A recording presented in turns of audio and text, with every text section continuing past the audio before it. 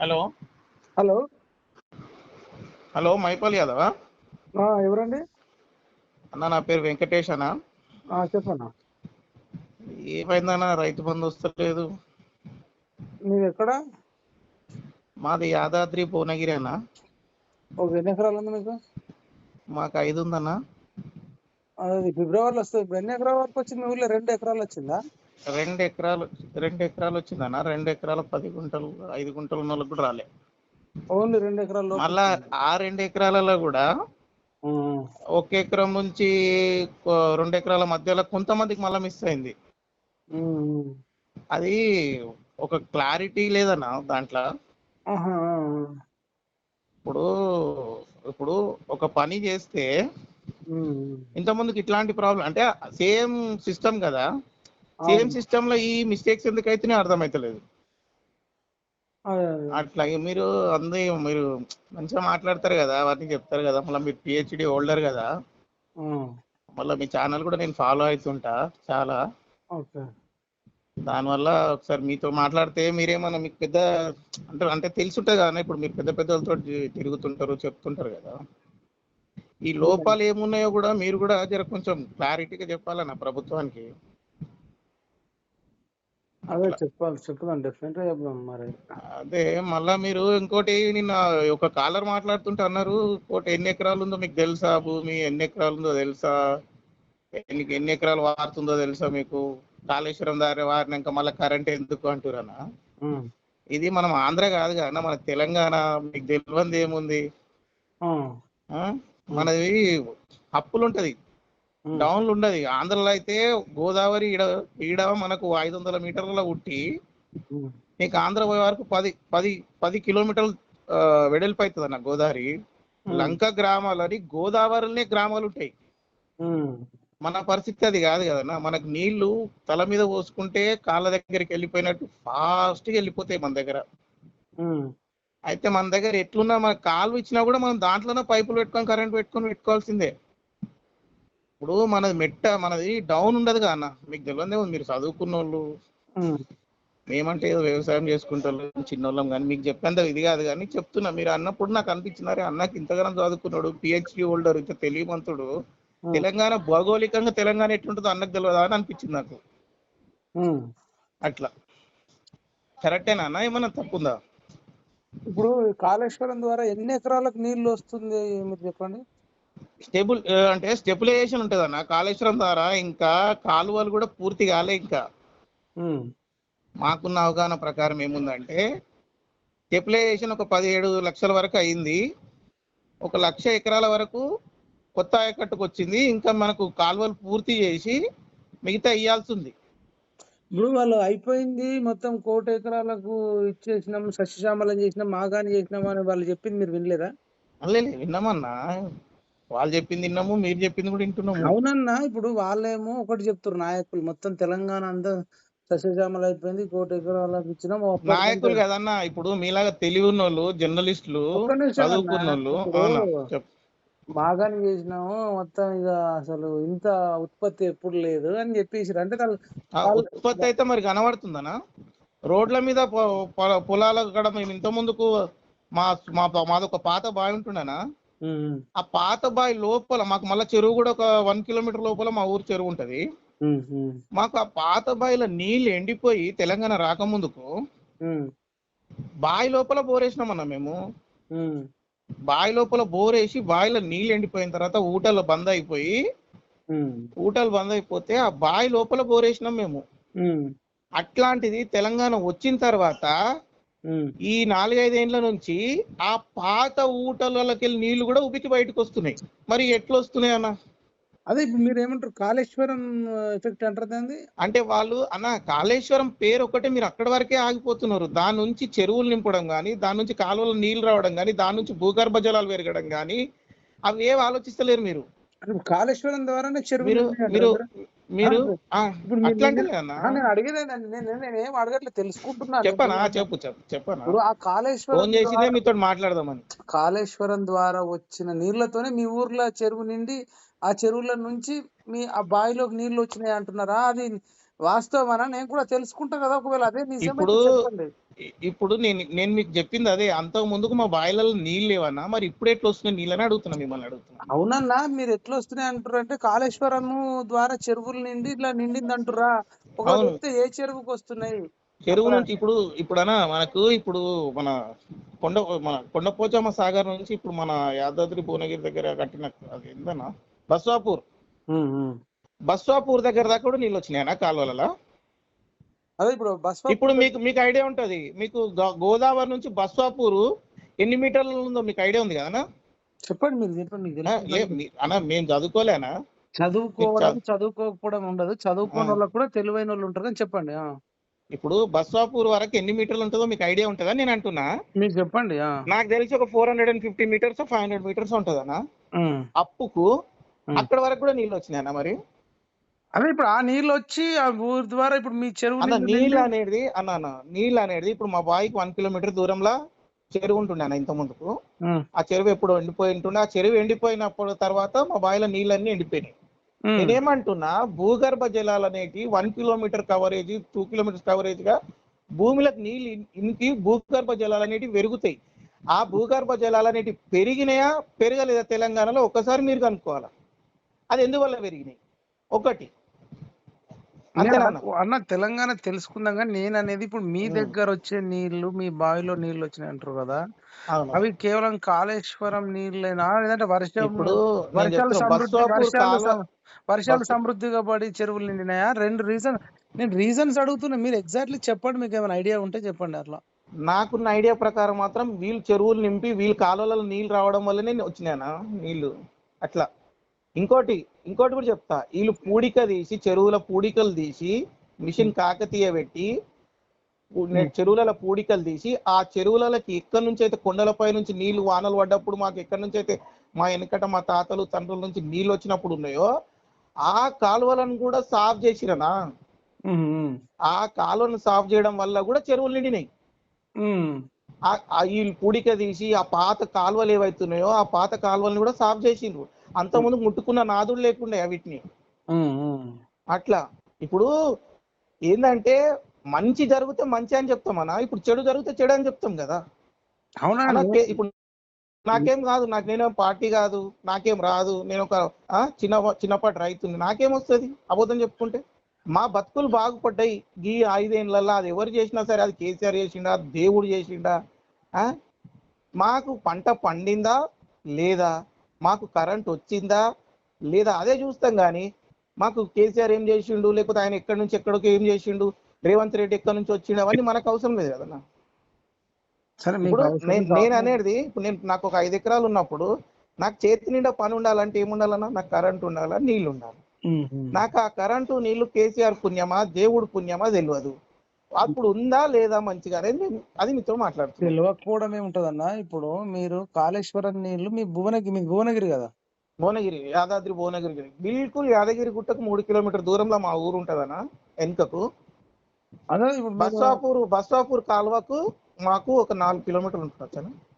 అదే నేనైతే మిషన్ కాకతీయ చెరువుల కోసం నేనేం మాట్లాడలేదు, బట్ అదే కాళేశ్వరం గురించి వర్కులు జరిగినాయి అన్న అంటున్నా. నేను రైతుల కోసము మంచి చేయడానికి కొన్ని వర్కులు చేసిర్రు అంటున్నా అప్పుడు ప్రభుత్వంలో. అవును, మిషన్ కాకతీయ అనేది మంచి ప్రాజెక్టే. అది దాన్ని మనం అనలేదు. నేను ఎవరితో కూడా నేనే చెప్పాను. కాళేశ్వరం నీళ్లతోనే బావులు నిండినాయా చెరువులు నిండినాయా అనేది నా క్వశ్చన్. దాంతో జరిగేది కూడా తెలుసుకుంటున్నా ఇప్పుడు.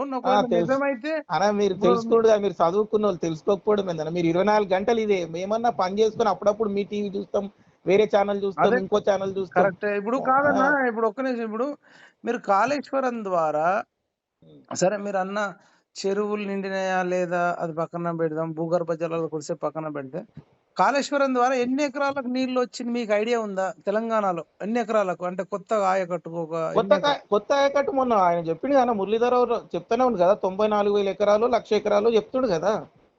1,00,000 ఎకరాలు అనుకుందాం, 94,000 1,00,000 ఎకరాలు 1,00,000 ఎకరాలు అనుకుందాం. దాదాపు ఇప్పుడు ఎంత ఖర్చు అయిందో మీకు ఐడియా ఉందిగా? ఎవరికి? కాళేశ్వరం ప్రాజెక్ట్ మొత్తానికి 1,00,000 కోట్లు 80,000 కోట్లని వీళ్ళు అంటారు, 1,00,000 కోట్లు పైన మీలాంటి వాళ్ళు అంటారు. అదే వడ్డీతో సహా ఉంటాయి. వడ్డీలు అన్నప్పుడు వడ్డీలు నడుస్తూనే ఉంటాయి. గవర్నమెంట్ అన్న తర్వాత దాని ఇన్కమ్ దానికి ఉంటూనే ఉంటది, సరే ఆ అన్న, వడ్డీలు ఇప్పుడు మనం నడుస్తూనే ఏమంటున్నాం ఉంటాయి. అంటే ఇప్పుడు నీ మధ్య నా మధ్య డిబేట్ కాదు, ఆ విషయం మనము డిస్కస్ చేస్తున్నాం కదా డిస్కస్ ఇప్పుడు. చేస్తే మీ ఛానల్లో మీరు నలుగురు ఇంటారు, నలుగురు కూడా అర్థమవుతారు. నేను తప్పు మాట్లాడితే నలుగురు అంటారు అన్న నువ్వు తప్పు మాట్లాడమంటారు, లేకపోతే నువ్వు చెప్తే అదే నీదంటారు. అదే అట్లా ఇప్పుడు జస్ట్ డిస్కషన్ చేస్తున్నాం. ఇప్పుడు అవును. అందరూ అనుకుందాంలే, ఒక 90,000 కోట్ల 1,00,000 కోట్ల ఉమ్, అయినాయి, లేదంటే ఒక 90,000 ఎకరాల, ఉమ్. లేకపోతే 1,00,000 ఎకరాలు. ఇప్పుడు గూగుల్లోనేమో 75 ఎకర్స్ అని వాళ్ళు అఫీషియల్ గా పెట్టరు. అవును. 75,000 ఎకరాలు మనం పెట్టలే, వాళ్ళే పెట్టారు. అవును. ఆ 75,000 ఎకరాలకు సరే 75,000 కోట్లే అనుకుందాం. 1,00,000 కోట్లు మేము అంటున్నాం, 80,000 మీరు అంటున్నారు కదా. అటు కాదు, ఇంకా 75,000 కోట్లే తీసుకోండి కొద్దిసేపు అనుకుందాం, కొంచెం ఎక్కువ తక్కువ ఏమో. ఇప్పుడు 75,000 ఎకరాలకు 75,000 కోట్లు అంటే ఎకరానికి ఎంత అవుతుంది మీరు చెప్పండి నాకు. ఒక చిన్న విషయం కూడా చెప్తాను ఇది నేను. చెప్పిన తర్వాత మనం మాట్లాడదామన్నా, మీకు మీరు టైం మీరు ఇస్తాను. చెప్పింది ఇప్పుడు చాలా సార్లు చెప్పారు, 75,000 కోట్ల కంటే 75,000 ఎకరాలు అంటే ఎకరానికి ₹1,00,00,000 పడుతుందని మీరు అంటున్నారు. నేను అంటున్నాను ఏందన్నా, ఇప్పుడు మీరు చెప్పండి కదా. ఇప్పుడు నేను 1,00,000 అన్నా కోట్లు కూడా దాని వల్ల వచ్చే లాభం చెప్తాయి నాన్న. చెప్పండి. ఇప్పుడు విషయం అయితే ఇప్పుడు దానివల్ల లాభ వచ్చే లేదు, మీరు 75,000 ఎకరాలే కాదు, మీరు 75,000 ఎకరాల కోసమే మాట్లాడుతున్నారు. మరి స్టెబిలైజేషన్ ఎవరు మాట్లాడాలా? స్టెబిలైజేషన్ ఎవరు చెప్పాలా? చెప్పండి. దాని నుంచి పాతగా ఎక్కడంతా పారింది అది ఎవరు చెప్పాలా? దాని నుంచి తాగునీటికి నీళ్ళు తీసుకుంటారు అది ఎవరు చెప్పాలా? ఇంకోటి ప్రభుత్వం అంటే ఏందన్నా? ప్రజల కోసం, ప్రజల కోసం పనిచేయడానికి ప్రభుత్వం వస్తుంది, అంతేనా? ప్రజల చేత ఎన్నుకోబడుతుంది, ప్రజలే ప్రభుత్వం, ప్రభుత్వమే ప్రజలు. ప్రజల కోసం ప్రభుత్వం ఏం పని చేస్తుంది? మంచినీళ్ళు ఇవ్వడానికి, కరెంట్ ఇవ్వడానికి ఖర్చు పెడితే తప్పెట్లయితుందన్నా? మంచినీళ్ళు తాగడానికి నాకు నీళ్లు లేనప్పుడు, మేము తాగడానికి నీళ్ళు లేనప్పుడు బిందెలు తీసుకొని వాగుల కాడికి పోయి, చెల్మల కాడికి పోయి తెచ్చుకుంటుండేమన్నా. అట్లాంటిది నాకు తాగడానికి నీళ్ళు ఇవ్వడానికి 30,000 కోట్లు అవుతుండొచ్చు, 35,000 కోట్లు అవుతుండొచ్చు, 4 కోట్ల మంది ప్రజలకు నీళ్ళు ఇవ్వడానికి. ప్రభుత్వం పైసలు అంటే ఏందన్నా? ప్రజలు కడుతున్న పన్నులే ప్రభుత్వం పని చేస్తే ప్రజలకు నీళ్లు రావాలా, ప్రజలకు కరెంట్ రావాలా, ఇంటికాడికి అన్ని రావాలా. నా ఇంటికి కేసీఆర్ రావాల్సిన అవసరం లేదు, కేసీఆర్ ఇంటికి నన్ను పిలవాల్సిన అవసరం కూడా లేదు. నాకు రావాల్సింది నా కరెంటు, నాకు రావాల్సింది నా నీళ్లు, నేను పోవడానికి ఉండాల్సింది రోడ్డు. ఏమన్నా నాకు నాకు నాకు డ్రైనేజీ పని చేస్తుందా, నా రోడ్లు చక్కగా ఉన్నాయా, నా ఇంటికి కరెంట్ వస్తుందా? కష్టం మేము చేసుకుంటామన్నా, నాకు ఏది ఫ్రీగా కూడా వద్దు. నా కష్టం నేను చేసుకుంటా, నా కష్టానికి సరిపోయేటట్టు కరెంటు, నా కష్టానికి సరిపోయేటట్టు నీళ్లు ఇచ్చుకుంటే నాకు చాలు. నేను ఏమంటున్నా, నువ్వు ప్రభుత్వము ప్రజల కోసం మనము 625 మీటర్ల ఎత్తున మనం ఉంటాము, కిందికెళ్ళి గోదావరి పోతుంటది, దానికోసం నా పలు దఫాలుగా లిఫ్ట్ చేసి నా ఇంటి దాకా నీళ్ళు ఎట్లకెళ్ళందేని? నా ఇంటికాడ దాకా నా పొలం కాడికి నీళ్ళు వస్తున్నాయి, నా ఇంటికి నీళ్ళు వస్తున్నాయనా? అన్న నీళ్ళు లేని రోజులు నీకు తెలియదా? అన్న అది ఒక్కటి అడుగుతాం అయిపోవాలన్నా, నీ ఏజ్ ఏముంటుంది అన్న? నీ ఏజ్ ఎంత ఉంటుంది? నా ఏజ్ ఎందుకులే, మీరు ఎంత చెప్తాను నీకు. అంటే అవగాహన ఎట్లా వస్తుంది అంటే ఏజ్ బట్టి అవగాహన వస్తుంది. 2014 కింద నీకు 10 ఏళ్ల కింద నేను 35 ఏళ్ళనా? 10 ఏళ్ల కింద నేను ఇప్పుడు 45 ఇయర్స్, నేను 35 ఏళ్ళు. నాకు ఓటు హక్కు వచ్చి 99 నుంచి ఓటు హక్కు వచ్చింది, 99 నుంచి. అప్పటి నుంచి నాకు కొంచెం గొప్ప రాజకీయ అవగాహన ఉన్నది. నేను రోజు పొద్దున మా ఇంట్లో కరెంటు పోతే సాయంత్రం 6 గంటలకు వచ్చేది ఊర్లలో. మీరు కూడా ఊరే అన్నారు, మీకు కూడా 4 ఎకరాల భూమి ఉంది అన్నారు, మీరు కూడా అన్నారు. పొద్దుగాల కరెంటు పోతే సాయంత్రం వచ్చేది కరెంటు. ఇళ్లలో ఫ్రిడ్జ్ కొనుక్కుందామంటే మేము కొనుక్కోకపోతుండే, ఎందుకంటే ఫ్రిడ్జ్ కొనుక్కున్నాం అనుకో పొద్దుంత కరెంటే ఉండదు, ఫ్రిడ్జ్ ఎందుకురా మనకు అని. నా పెళ్లికి మైక్ బాక్సులు పెట్టుకున్నామన్నా, మైకులు 2001లో నా పెళ్లి అయితే అవేమంటారు, ఇలా పంతులు మంత్రాలు చదవాలంటే ఇక కరెంటు లేకపోతే అవేమంటారన్నా బ్యాటరీలు పెట్టుకున్నాం. అర్థమైందా? ఇప్పుడు ప్రభుత్వము కరెంటుకు ఖర్చు పెట్టినా, నీళ్లకు ఖర్చు పెట్టినా, నన్ను సేఫ్గా చూడడానికి ఖర్చు పెట్టినప్పుడు, అది మనం కడుతున్న పన్ను నుంచి ఖర్చు పెట్టినప్పుడు మనకి ఎట్లా తప్పైతే? ఒక్క నిమిషం మీరు చెప్పండి అన్న, నేను వింటాను. అదే ఇప్పుడు ఎంత ఖర్చు ఎంత అయినా సరే నీళ్లు వస్తే చాలు అంటారు, అంతేనా? అంతే అన్న, నువ్వే చెప్పనా? ఇప్పుడు మనకు నీళ్లు లేకుండా, తాగడానికి నీళ్ళు లేకుండా, పంట పొలాలకు నీళ్ళు లేకుండా మనకి ఇబ్బంది ఉంటే ఎన్ని పైసలు దాచిపెట్టుకుని ఏం లాభం అన్న? ఖర్చు పెట్టాలి కదా. నువ్వు ఖర్చు పెట్టి ప్రజలకు సేవ చేయాలి కదా. ఇప్పుడు మీరు ఉద్యోగాల కోసం కొట్లాడుతున్నారా? అవును. మీరు ఉద్యోగాల కోసం కొట్లాడినప్పుడు నేను పైసలు మీకు జీతాలు ఇవ్వాల్సి వస్తుంది, లక్షలు, అందుకే మీకు ఉద్యోగాలు ఇవ్వలేము మేము ప్రైవేట్ అవుట్ సోర్సింగ్ పెట్టుకుంటే 15,000 మీరు చేసే పని 15,000 చేస్తాడు, నేను అవుట్ సోర్సింగ్ పెట్టుకుంటా అంటే నువ్వు ఊకుంటావా? మైపోలను ఊకో కదా. లేదు నాకు పర్మనెంట్ పక్కా జాబ్ కావాలి, నాకు గ్యారంటీ కావాలా, నాకు 60 ఏళ్ళ వరకు నాకు గ్యారంటీ కావాలా, నాకు గ్యారంటీ కోసం నాకు ఉద్యోగం కావాలా, నువ్వు అడుగుతావా అడగవా? నువ్వు ₹1,00,000 జీతం కావాలా అని అడుగుతావు. టీచర్లకు ₹1,00,000 జీతం ఉందన్నా? స్టార్టింగ్ జాయినింగ్ 1,00,000 ఉందా? జాయినింగ్ అంటేలేనా ఇప్పుడు కాదన్నా, జాయినింగ్ ఉండదని నేను అనుకుంటున్నా. టీచర్ కైనా ఎస్ఐ కైనా ఎంఆర్ఓ కైనా జాయిన్ అయిన రోజు ₹1,00,000 ఇస్తారని నేను అనుకోవట్లేదు. నేను కూడా అంటలేనా, తప్పు కాదు. మరి ఇప్పుడు ఒక 10 ఏళ్ళ ఎక్స్పీరియన్స్ 15 ఏళ్ళ ఎక్స్పీరియన్స్ అయిన తర్వాత ఉంటదేమో కదా, మనం డిసైడ్ చేసింది కాదు కదా. అదే అన్న, ఇప్పుడు ప్రైవేట్ వాళ్ళు అనుకో, వాడు ఎన్ని ఏళ్ళు పని చేసినా 15,000 ఇస్తాడు, 25,000 ఇస్తాడు, 25,000 ఇస్తాడు అన్న. అదే నువ్వు గవర్నమెంట్ ఎందుకు కొట్లాడుతున్నా మీరంతా ఉద్యోగాలు కావాలని? ఒక భరోసా ఉంటది కదన్నా మీకు. ఇంకోటి, గవర్నమెంట్ ఎంఆర్ఓ ఆఫీసులలో పోతే, గవర్నమెంట్ హాస్పిటల్లో పోతే, గవర్నమెంట్ గురించి ఏ ఆర్టీ ఆఫీసులలో పోతే మమ్మల్ని ఎంత హీనంగా చూస్తారన్నా మామూలు ప్రజలను. నువ్వు చెప్పానా, గుండె మీద చేసుకొని చెప్పానా? నేను పోతే అన్న, ఒక చిన్న విషయం చెప్తానా, నీకు టైం ఉంటది, ఒక 2 నిమిషాలు నీతో మాట్లాడదామని. నేను పాన్ కార్డ్కి అప్లై చేసుకున్నానా? పాన్ కార్డ్కి అప్లై చేసుకుంటే 1 మంత్ తర్వాత కూడా నా ఇంటికి పాన్ కార్డ్ రాలే అన్న. నా ఇంటికి పాన్ కార్డ్ రాకపోతే ఒక పోస్ట్ ఆఫీస్ పోతే ఆయనకు నాకు ఏ కొట్లాట లేదన్నా. ఆయన నేను చేసుడు అదే ఫస్ట్ టైం, ఏం కావాలి అని అడిగిండన్న ఇంత గట్టిగా. అంటే సార్ మా ఇంటికి నేను 1 మంత్ అయిపోతుంది సార్, నేను పోస్ట్ ఆఫీస్ లా నేను అది పాన్ కార్డ్కి అప్లై చేసుకొని నాకు 1 మంత్ అవుతుంది సార్, ఇంటికి ఎందుకు రాదు, ఇంటికే వస్తుంది అన్నాడు. వస్తే నేను మళ్ళీ ఈడిదాకా పోస్ట్ ఆఫీస్ దాకా ఎందుకు వస్తా సార్, ఈడికి రాను కదా అంటే, అవునా అయితే ఆయన అడుగుపో అని ఇంకొక ఆయన గురించి చేయి చూపించినాను. నేను అప్పుడే కొట్లాట పెట్టుకున్నాను సార్, నేను నీకు నాకు గట్టు పంచేది ఉందా, నువ్వు నా పాలోనువా, నువ్వు నా పగోనువా ఏంది? నేను వచ్చి ఏదో పాన్ కార్డ్ అడగదు అంటే నువ్వు మాట్లాడే విధానం ఎట్లుంది సార్ అని అడుగుదాం అనుకున్నా. కానీ నాకు అప్పుడు టైం లేకుండా నేను కొట్లాడ పెట్టుకోదలుచుకోలే. సరే సార్ అని ఇంకో దగ్గర పోతే ఆయన నా ముఖం కూడా చూడకుండా చెయ్యి ఇంకో దిక్కు చూపించి ఆడబోయి అడుగుపో అన్నాడు. ఆడబోయి అడగంగానే ఇంకో పిల్లవాని దగ్గర పోయినా, చిన్నోడు ఉన్నాడు, 20-25 ఇయర్స్ ఉన్నాడు, కొత్తగా జాబ్ ఎక్కినట్టున్నాడు. బాబు ఇట్లా మాది అంటే, అవునా ఒక్క నిమిషం ఆగని చెప్పి లోపల పోయి తీసుకొచ్చి, అసలు ఇంకోటి నేను డెలివరీ చేసేసిన అన్నాడు. ఎవరు 40-45 ఇయర్స్ ఉన్న పర్సన్, మేము డెలివరీ అయిపోయింది ఇదిదాకా రావద్దు అన్నాడు. ఆ పిల్లగాడు పోయి తీసుకొచ్చి మళ్ళీ నా సంతకం తీసుకొని ఆడ నాకు పాన్ కార్డ్ ఇచ్చింది.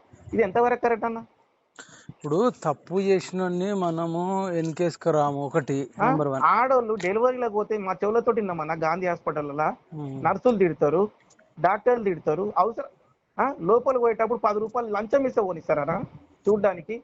గవర్నమెంట్ కోసం మీరు ఉద్యోగాల కోసం కొట్లాడుతున్నానా? ఇంకోటన్నా, మీరు ఉద్యోగాలు వచ్చిన వాళ్ళు ప్రజలకు సేవ చేయడానికి, ప్రజల పన్నుల నుంచి మీకు జీతాలు వస్తున్నాయి కనుక మీరు ప్రజలకు సేవ చేయడానికి వాళ్ళతో ఒక్క నిమిషం మాట్లాడారన్నా ప్రేమతోటి. రాదని చెప్పు, 4 రోజుల వరకు రామ్ సార్ అని నవ్వుతూ చెప్పు, పోతా నేను 4 రోజులకి వస్తే సార్ ఇంటికి వచ్చి ఇస్తా అని చెప్పు, పోతా. ఏం కావాలి, ఎందుకు వచ్చు, ఎవరు ఈడెందుకుంటది అనే మాట ఎట్లా ఉంటదన్నా? ఆత్మగౌరవం అన్న తెలంగాణలో ఏం లేకున్నా సరే ఆత్మగౌరవం ఉండాలి. ఆత్మగౌరవం కోసమే మనం తెలంగాణ తెచ్చుకున్నాం. మీలాంటి మేధావులైనా పెద్దలైనా అందరైనా. Hello, okay. ఇప్పుడు వెంకటేష్ అనే కదా మీరు? నేను వెంకటేష్ అన్న. వెంకటేష్ అన్న, ఇప్పుడు మీరు అయిపోయింది. ఇంకేమైనా క్వశ్చన్ ఉంటే 1 నిమిషం అడగండి, నేను ఆన్సర్ చెప్తాను అన్న. నేను మీతో వచ్చి డిబేట్ మీరు ఇంకోటి ఇప్పుడు మీరు అడిగిన ప్రశ్నలు ఒక్కటి నేను అడుగుతా, మాట్లాడతా మొత్తం నా తర్వాత మీరు ఎంతసేపు చెప్పిన. మీరు మొన్న ఒక సత్యం రెడ్డో అని చెప్పేసి మన కామారెడ్డి నుంచి మాట్లాడిండు. ఆయన మాట్లాడి ఆయన తిట్టినా, ఆయన గొడవ పడ్డా మీరు ఎంత ఓపికగా సమాధానం చెప్పారు, ఆయన ఎంత కూల్ చేసిరో మీ మాట తీరు నాకు నచ్చే, అరే నేను కూడా మైపల్లన్నతో మాట్లాడాలని చెప్పి ఆ వీడియో చూసిన తర్వాతనే మీతో మాట్లాడదామని ఆ రోజు నుంచి నేను ఫోన్ చేస్తున్నానా మీకు. మీరు ప్రజలతోటి మాట్లాడే విధానం, మీరు గవర్నమెంట్ ఏమని తిట్టూరు, ఎవరినైనా ఏమని తిట్టూరు, కానీ మీరు ప్రజలతోటి మాట్లాడే విధానం చాలా బాగుంది. వాళ్ళు ఎంత కోపానికి వచ్చినా, వాళ్ళు మీరు ఎంత రెచ్చగొట్టినా మీరు రెచ్చిపోకుండా, వాళ్ళను మాట అనకుండా మీరు వాళ్ళకి సమాధానం పరిచే విధానం నాకు నచ్చింది. అందుకే ఫోన్ చేసినారా.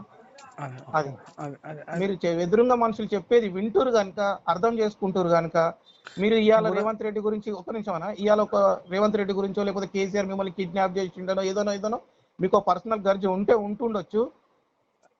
పర్సనల్ గా మీకు ఏమైనా అన్యాయం జరిగితే జరిగిండొచ్చు, జరిగింది మీరు మనసులో పెట్టుకొని ఇప్పుడు ఉండొచ్చు. రేపు మీరు ఈ ప్రభుత్వం మీద కూడా మీరు తిరగబడతారని నమ్మకం నాకు ఉంది కనుకనే మీకు ఫోన్ చేసిన. ఎందుకంటే ఏ ప్రభుత్వం అయినా ప్రజల కోసం ప్రజలకు మంచి చేయాలి. వెంకటేష్ సరే, మీరు ఎంతవరకు చదువుకున్నా? నేను 7th క్లాస్ 7th క్లాస్ చదువుకున్నాను. రైట్. నేను మీకంటే ఒక 7-8 ఏళ్ళు చిన్నోన్నే. అదే సరే నేను ఏజ్ నాకు ఇప్పుడు 45 ఇయర్స్. నాది 92లోనే 7th అయిపోయింది. అప్పుడు సరే. చదువుకునే పొజిషన్లు లేవు, చదువు మీద ఇంత అవగాహన లేదు, చదవాలన్న ఇది లేదు, అవును. అట్లా అని చెప్పి. ఇంకోటి నిరుద్యోగుల గురించి కూడా ఏమన్నా, ఇప్పుడు 30 లక్షల మంది నిరుద్యోగులు ఉన్నారు, 30 లక్షల మంది నిరుద్యోగులు ఉన్నారు అంటే రేవంత్ రెడ్డి 2 లక్షలు ఇస్తున్నారు, 28 లక్షల మంది ఎక్కడ పోవాలన్నా? అదే మీకు సమాధానం చెప్తే మీరు ఏమైనా ప్రశ్నలు అడిగితే ఇంకో 1 మినిట్ అయిపోయింది. ఈ లాస్ట్ క్వశ్చన్ చెప్పాలి. అదే మీరు ఫస్ట్ నా ఏజ్ అడిగిర్రు, నేను మీకంటే ఒక 7-8 ఏళ్ళు చిన్నోన్ని, అదొకటి అయిపోయింది. అదే అయితే రెండోది కాలువలు దవ్వలేదని మీరే చెప్పినారు. ఇంకా కాలువలు దవ్వేది ఉంది అన్నారు కాబట్టి, కాలువలు దవ్వలేదు అన్నారు కాబట్టి ఇంకా వాళ్ళు అనుకున్న స్థాయిలో నీళ్ళు అయితే ఇవ్వలేదన్నది ఒకటి.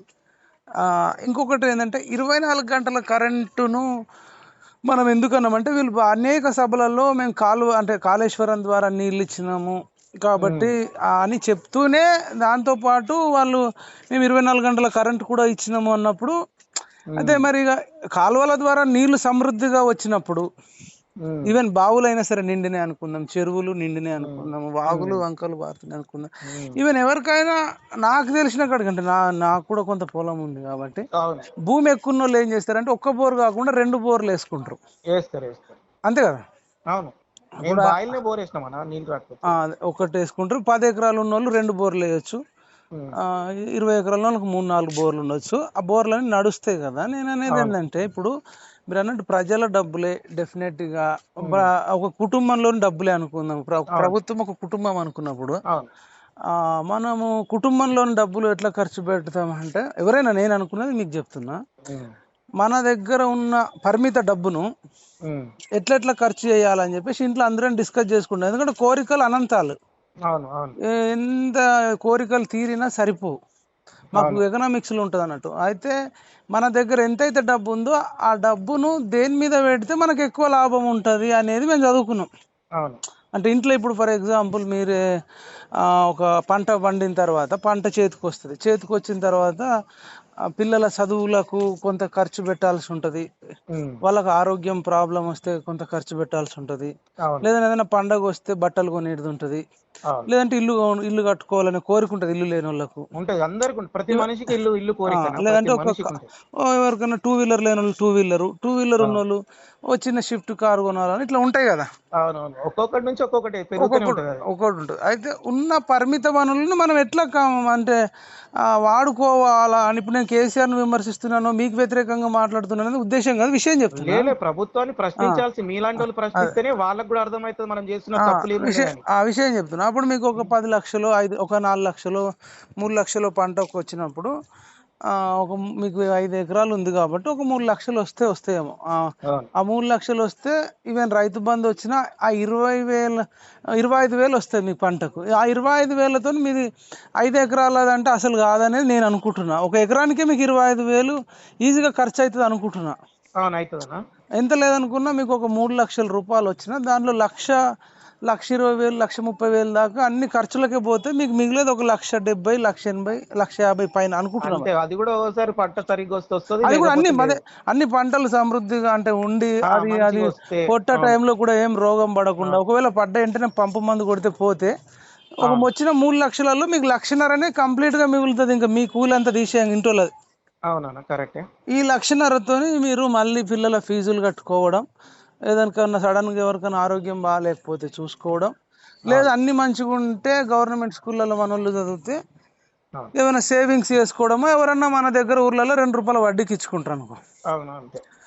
కాకపోతే ఏది ఇచ్చుకున్నప్పుడు కూడా మళ్ళీ ఇల్లు కట్టుకోవాలనుకోవడం, మన అవసరాలు తీరి మిగిలిపోతేనే కదా మనం ఇచ్చుకునేది. అట్లా మనం ప్లాన్ చేసుకుంటాం కదా. అట్లనే గవర్నమెంట్ డబ్బులు అయినా సరే ఇప్పుడు మన దగ్గర ఉన్నాయి అన్నప్పుడు ఏం చేయాలి అంటే, ఫస్ట్ ఆఫ్ ఆల్ ప్రపంచ దేశాలన్నీ తీసుకోండి, మన దగ్గర కాదు. నేను అనేది, నేను ఏదో ఇట్లా బదనాం చేయడం కాదు, చేసుకుంటే ఏంటంటే ఎందుకంటే మీరు ఎడ్యుకేటెడ్ పర్సన్, 24 గంటలు ఈ వర్క్ మీదనే ఉన్నారు కనుక మీకు అవగాహన ఉంటుంది మాకంటే ఎక్కువ. అది అయితే ఏ తల్లిదండ్రులైనా మనకు దాదాపు ఒక 800 కోట్ల జనాభా ఉంటుంది ప్రపంచవ్యాప్తంగా. అవును 800 కోట్ల 800 కరెక్ట్. పైగా కోట్ల జనాభా నేను ఉంటుంది. కొంచెం జనరల్ నాలెడ్జ్, నేను చదువుకుని 7th కానీ నాకు కొంచెం జనరల్ నాలెడ్జ్ మన ఉందన్న. భారతదేశంలో 100 కోట్లకు పైగా, అంటే 120 కోట్లు 130 కోట్ల దాకా కూడా జనాభా పెరిగిపోయింది. లేదు 140 కోట్లు కూడా దాటిపోయింది. 140 కూడా ఒక దాటిపోయింది. 148 కోట్ల 45 నుంచి 48 కోట్లు ఎంతో 42 నుంచి 45 కోట్లే ఉంది సరే ఇప్పుడు. 100 కోట్ల పైగా, 120 కోట్లు, 140 కోట్ల పైన 140 140 crores పైన. కోట్ల పైన వేసుకున్నా. అయితే అట్లా చైనా తీసుకున్న, అమెరికా, యూరప్ అంటే మనదే దాదాపు ఒక 16% ప్రపంచ జనాభాలో 16% మనదే ఉంది. అవునవును. దగ్గర దగ్గర రేపు 20% అయ్యే పరిస్థితి అయ్యేటట్టుంది. సరే అది పక్కన పెడితే, అయితే అన్ని దేశాలను మనం గమనిస్తే ఏంటంటే వాళ్ళ తల్లిదండ్రులను గమనిస్తే వాళ్ళ తల్లిదండ్రులు వాళ్ళ పిల్లల చదువుల మీద పెట్టేదే ఎక్కువ ఉంది. కరెక్ట్. దాని తర్వాత వాళ్ళ ఆరోగ్యానికి సంబంధించి పెట్టేదే ఎక్కువ ఉంది. అంటే వాళ్ళ జీవితంలో ఇల్లు సంపాదించుకునేది, కారు కొనుక్కునేది పక్కన పెడితే వాళ్ళు 90% ఆఫ్ ది పీపుల్ వాళ్ళ జీవితకాలం పిల్లల్ని చదివించుకోవడానికి, వాళ్ళ ఆరోగ్య సమస్యలు ఏమైనా ఉంటే అవి మంచిగా చూపించుకోవడానికి అయిపోతుంది. వాళ్ళు మిగిలించుకునేది చాలా తక్కువగా. అంటే నువ్వు ఎదిగిన ఏ దేశమైనా అది అమెరికా కావచ్చు, ఫిన్లాండ్ కావచ్చు, లేదంటే కొన్ని చాలా పెద్ద పెద్ద డెవలప్డ్ అయిన కంట్రీలు ఏం చేస్తున్నాయంటే వాళ్ళ దగ్గర ఉన్న ఆదాయం, అంటే ప్రజలు కట్టిన ట్యాక్సులను ఏం చేస్తున్నాయంటే హై క్వాలిటీ ఎడ్యుకేషన్ ఇచ్చి మానవ వనరులు, అంటే మనుషులు భవిష్యత్తు తరాలు బాగా తెలివివంతులు కావాలి అనే ఉద్దేశంతో ఆ చదువు మీద ఇన్వెస్ట్ చేస్తున్నాయి. ఫిన్లాండ్లో ఏం చేస్తారు అంటే ప్రపంచంలో, ఇప్పుడు మీరు గూగుల్లో యూట్యూబ్లో సెర్చ్ చేస్తే ప్రపంచంలో అత్యధికంగా క్వాలిటీ ఎడ్యుకేషన్ ఎక్కడ ఉందయ్యా అంటే అది ఫిన్లాండ్లో ఉంది. ఆ ఫిన్లాండ్ మీరు రాసుకోండి, కంట్రీ కొట్టండి. ఫిన్లాండ్లో ఏం చేస్తారంటే 7 ఏళ్ళ వరకు కూడా పిల్లలకు ఎటువంటి ఇట్లా మన దగ్గర అంగన్వాడికి 3.5 ఏళ్ళకు 4 ఏళ్ళకు 3 ఏళ్ళ నుంచి పిల్లల్ని చంపిడిస పెడతారు కదా, అయితే అక్కడ 7 ఏళ్ళ వరకు కూడా స్కూల్కి అనేది పంపరు. పిల్లలు న్యాచురల్గా గ్రోత్ ఉండాలి, మంచిగా ఉండాలి, వాళ్ళకి ఏ దాంట్లో దాని తర్వాత కూడా దేంట్లో ప్రావీణ్యం ఉంది అని చూస్తారు. ఇప్పుడు వీళ్ళ లెక్క మార్కులకు పెట్టేసి, పరీక్షలు పెట్టేసి, అంటే పెట్టినా అంటే చిన్న చితకదానికి అన్నిటికీ పరీక్షలు పెట్టకుండా రివీల్ చేయరు. మళ్ళీ వీడు ఎక్కువ వాడు తక్కువ అనేది పిల్లల మధ్యలో భేదాభిప్రాయాలు లేకుండా ఉండడానికి కోసం ఎగ్జామ్స్ కూడా పెట్టరు. పిల్లలు అట్లా న్యాచురల్గా పెరుగుతారు. ప్రపంచంలోనే నంబర్ 1 దేశంగా ఉంది. నేను ఎట్లా కోరుకుంటా అంటే అక్కడ టీచర్లే శాసనాలు, చట్టాలు తయారు చేస్తారు. ఇక్కడ ఒక కేసీఆర్ ప్రభుత్వమో రేవంత్ రెడ్డి కాదు, కానీ మన దేశంలో ఏంటంటే ఈ చట్టాలలో లోపాలు ఉండడం వల్ల ఇలా రౌడీలు, భూ కబ్జాలు చేసేటోళ్ళు, లేకపోతే కల్తీ బిజినెస్ చేసేటోళ్ళు, గుట్కా బిజినెస్ చేసేటోళ్ళు, వైన్స్ బిజినెస్ చేసేటోళ్ళు, లేదంటే అక్రమ ఇసుక దందా చేసేటోళ్ళు, రౌడీజం చేసేటోడిది ఈ భారతదేశం అవుతుంది ఎక్కువ శాతం. అన్ని రాష్ట్రాల మంచోడికి, నిజాయితీగాడికి లేదు. అయితే ఇక్కడ మన తెలంగాణ విషయంలో వస్తే, మనం తెలంగాణ విషయంలో ఇంతమంది చచ్చిపోయి ఇన్ని కొట్లాడి చేసి చింపుకున్న మీరు కూడా జైలుకు పోయినట్టున్నారు. అంటే జైలు అంటే పోలీస్ స్టేషన్ దాకా పోయినా, ఒక పొద్దున అంటే మేము వంట వర్క్ చేస్తుంటే పట్టుకొని పోయి చాలా కూర్చోబెట్టిరు, సాయంత్రం వదిలేసిరు, లంచ్ పెట్టిరు, మధ్యాహ్నం సాయంత్రం వదిలేసిరు, వచ్చేసిరు. అదే తెలంగాణ పుట్టిన వాళ్ళు అందరూ దాదాపు చేసినాం, సబ్బండ వర్గాలు చేసినాయి. దాంట్లో మీలాంటి వాళ్ళు కొంత ముందు వరుసలో ఉండి కొంత ఎక్కువ చేయొచ్చు.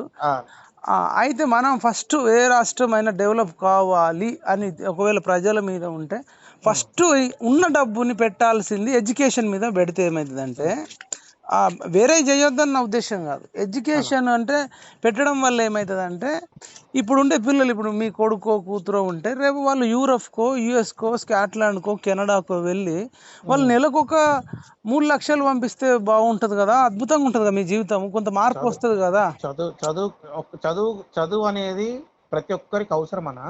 నేను చెప్తున్నాను కాదు, ఇప్పుడు మీకు 3 లక్షల పంట వస్తే 6 నెలలు చేస్తే మళ్ళీ దాంట్లో కూడా పురుగులు, అంటే రోగం వచ్చి నష్టపోయే ఛాన్స్ ఉంటుంది. వర్షాలు బాగా పడితే కూడా, వర్షం ఎక్కువ పడ్డా, వర్షం తక్కువ పడ్డా, నీరు లేకపోయినా, లేదంటే ఒకవేళ నకిలీ విత్తనాలు ఉన్నా ఉంటది కదా, అప్పుడు ఇప్పుడు అయితే నువ్వు మనం ఎన్ని రోజులు వరి పంట పండించినా పెద్ద బరకత్ ఉండదు. మరి ఎస్పెషల్గా 3, 4, 5 ఎకరాల లోపు ఉన్న వాళ్ళు జీవితం అంతే నడుస్తుంది. 20-30 ఏళ్ళు మీరు వ్యవసాయం చేసిన అదే నీ కొడుకుకు ఎగ్జాంపుల్, ఇప్పుడు 10 ఏళ్ళు అవుతుంది తెలంగాణ వచ్చి, 10 ఏళ్ళ కిందట నీ కొడుకు ఎగ్జాంపుల్ ఒక 10th అయిపోయింది అనుకుందాం, అన్న వాళ్ళ మీద కరెక్ట్ ఇన్వెస్ట్ చేయగలిగితే, మంచిగా వాళ్ళని ట్రైన్ చేసి ట్యూన్ చేయగలిగితే, మనమా గవర్నమెంట్ గవర్నమెంట్ ఇనిషియేటివ్ గా తీసుకొని, అంటే నేను అదే అనేది అదే ఇప్పుడు అది మీరు కాదు, ఇప్పుడు గవర్నమెంట్ అనేటోళ్ళు సీరియస్ గా ఇప్పుడు రైతుల మీదనే ప్రేమ ఉంది అనుకుందాం బాగా, అన్న రైతుల కొడుకులకే చేయి కదా, నేను అర్థంటలేం కదా, రైతుల కొడుకులు. రైతు అన్న ఇప్పుడు ఒక్క నిమిషం అన్న, ఇప్పుడు నువ్వు ఓయూలుండి చదువుకుంటావనా,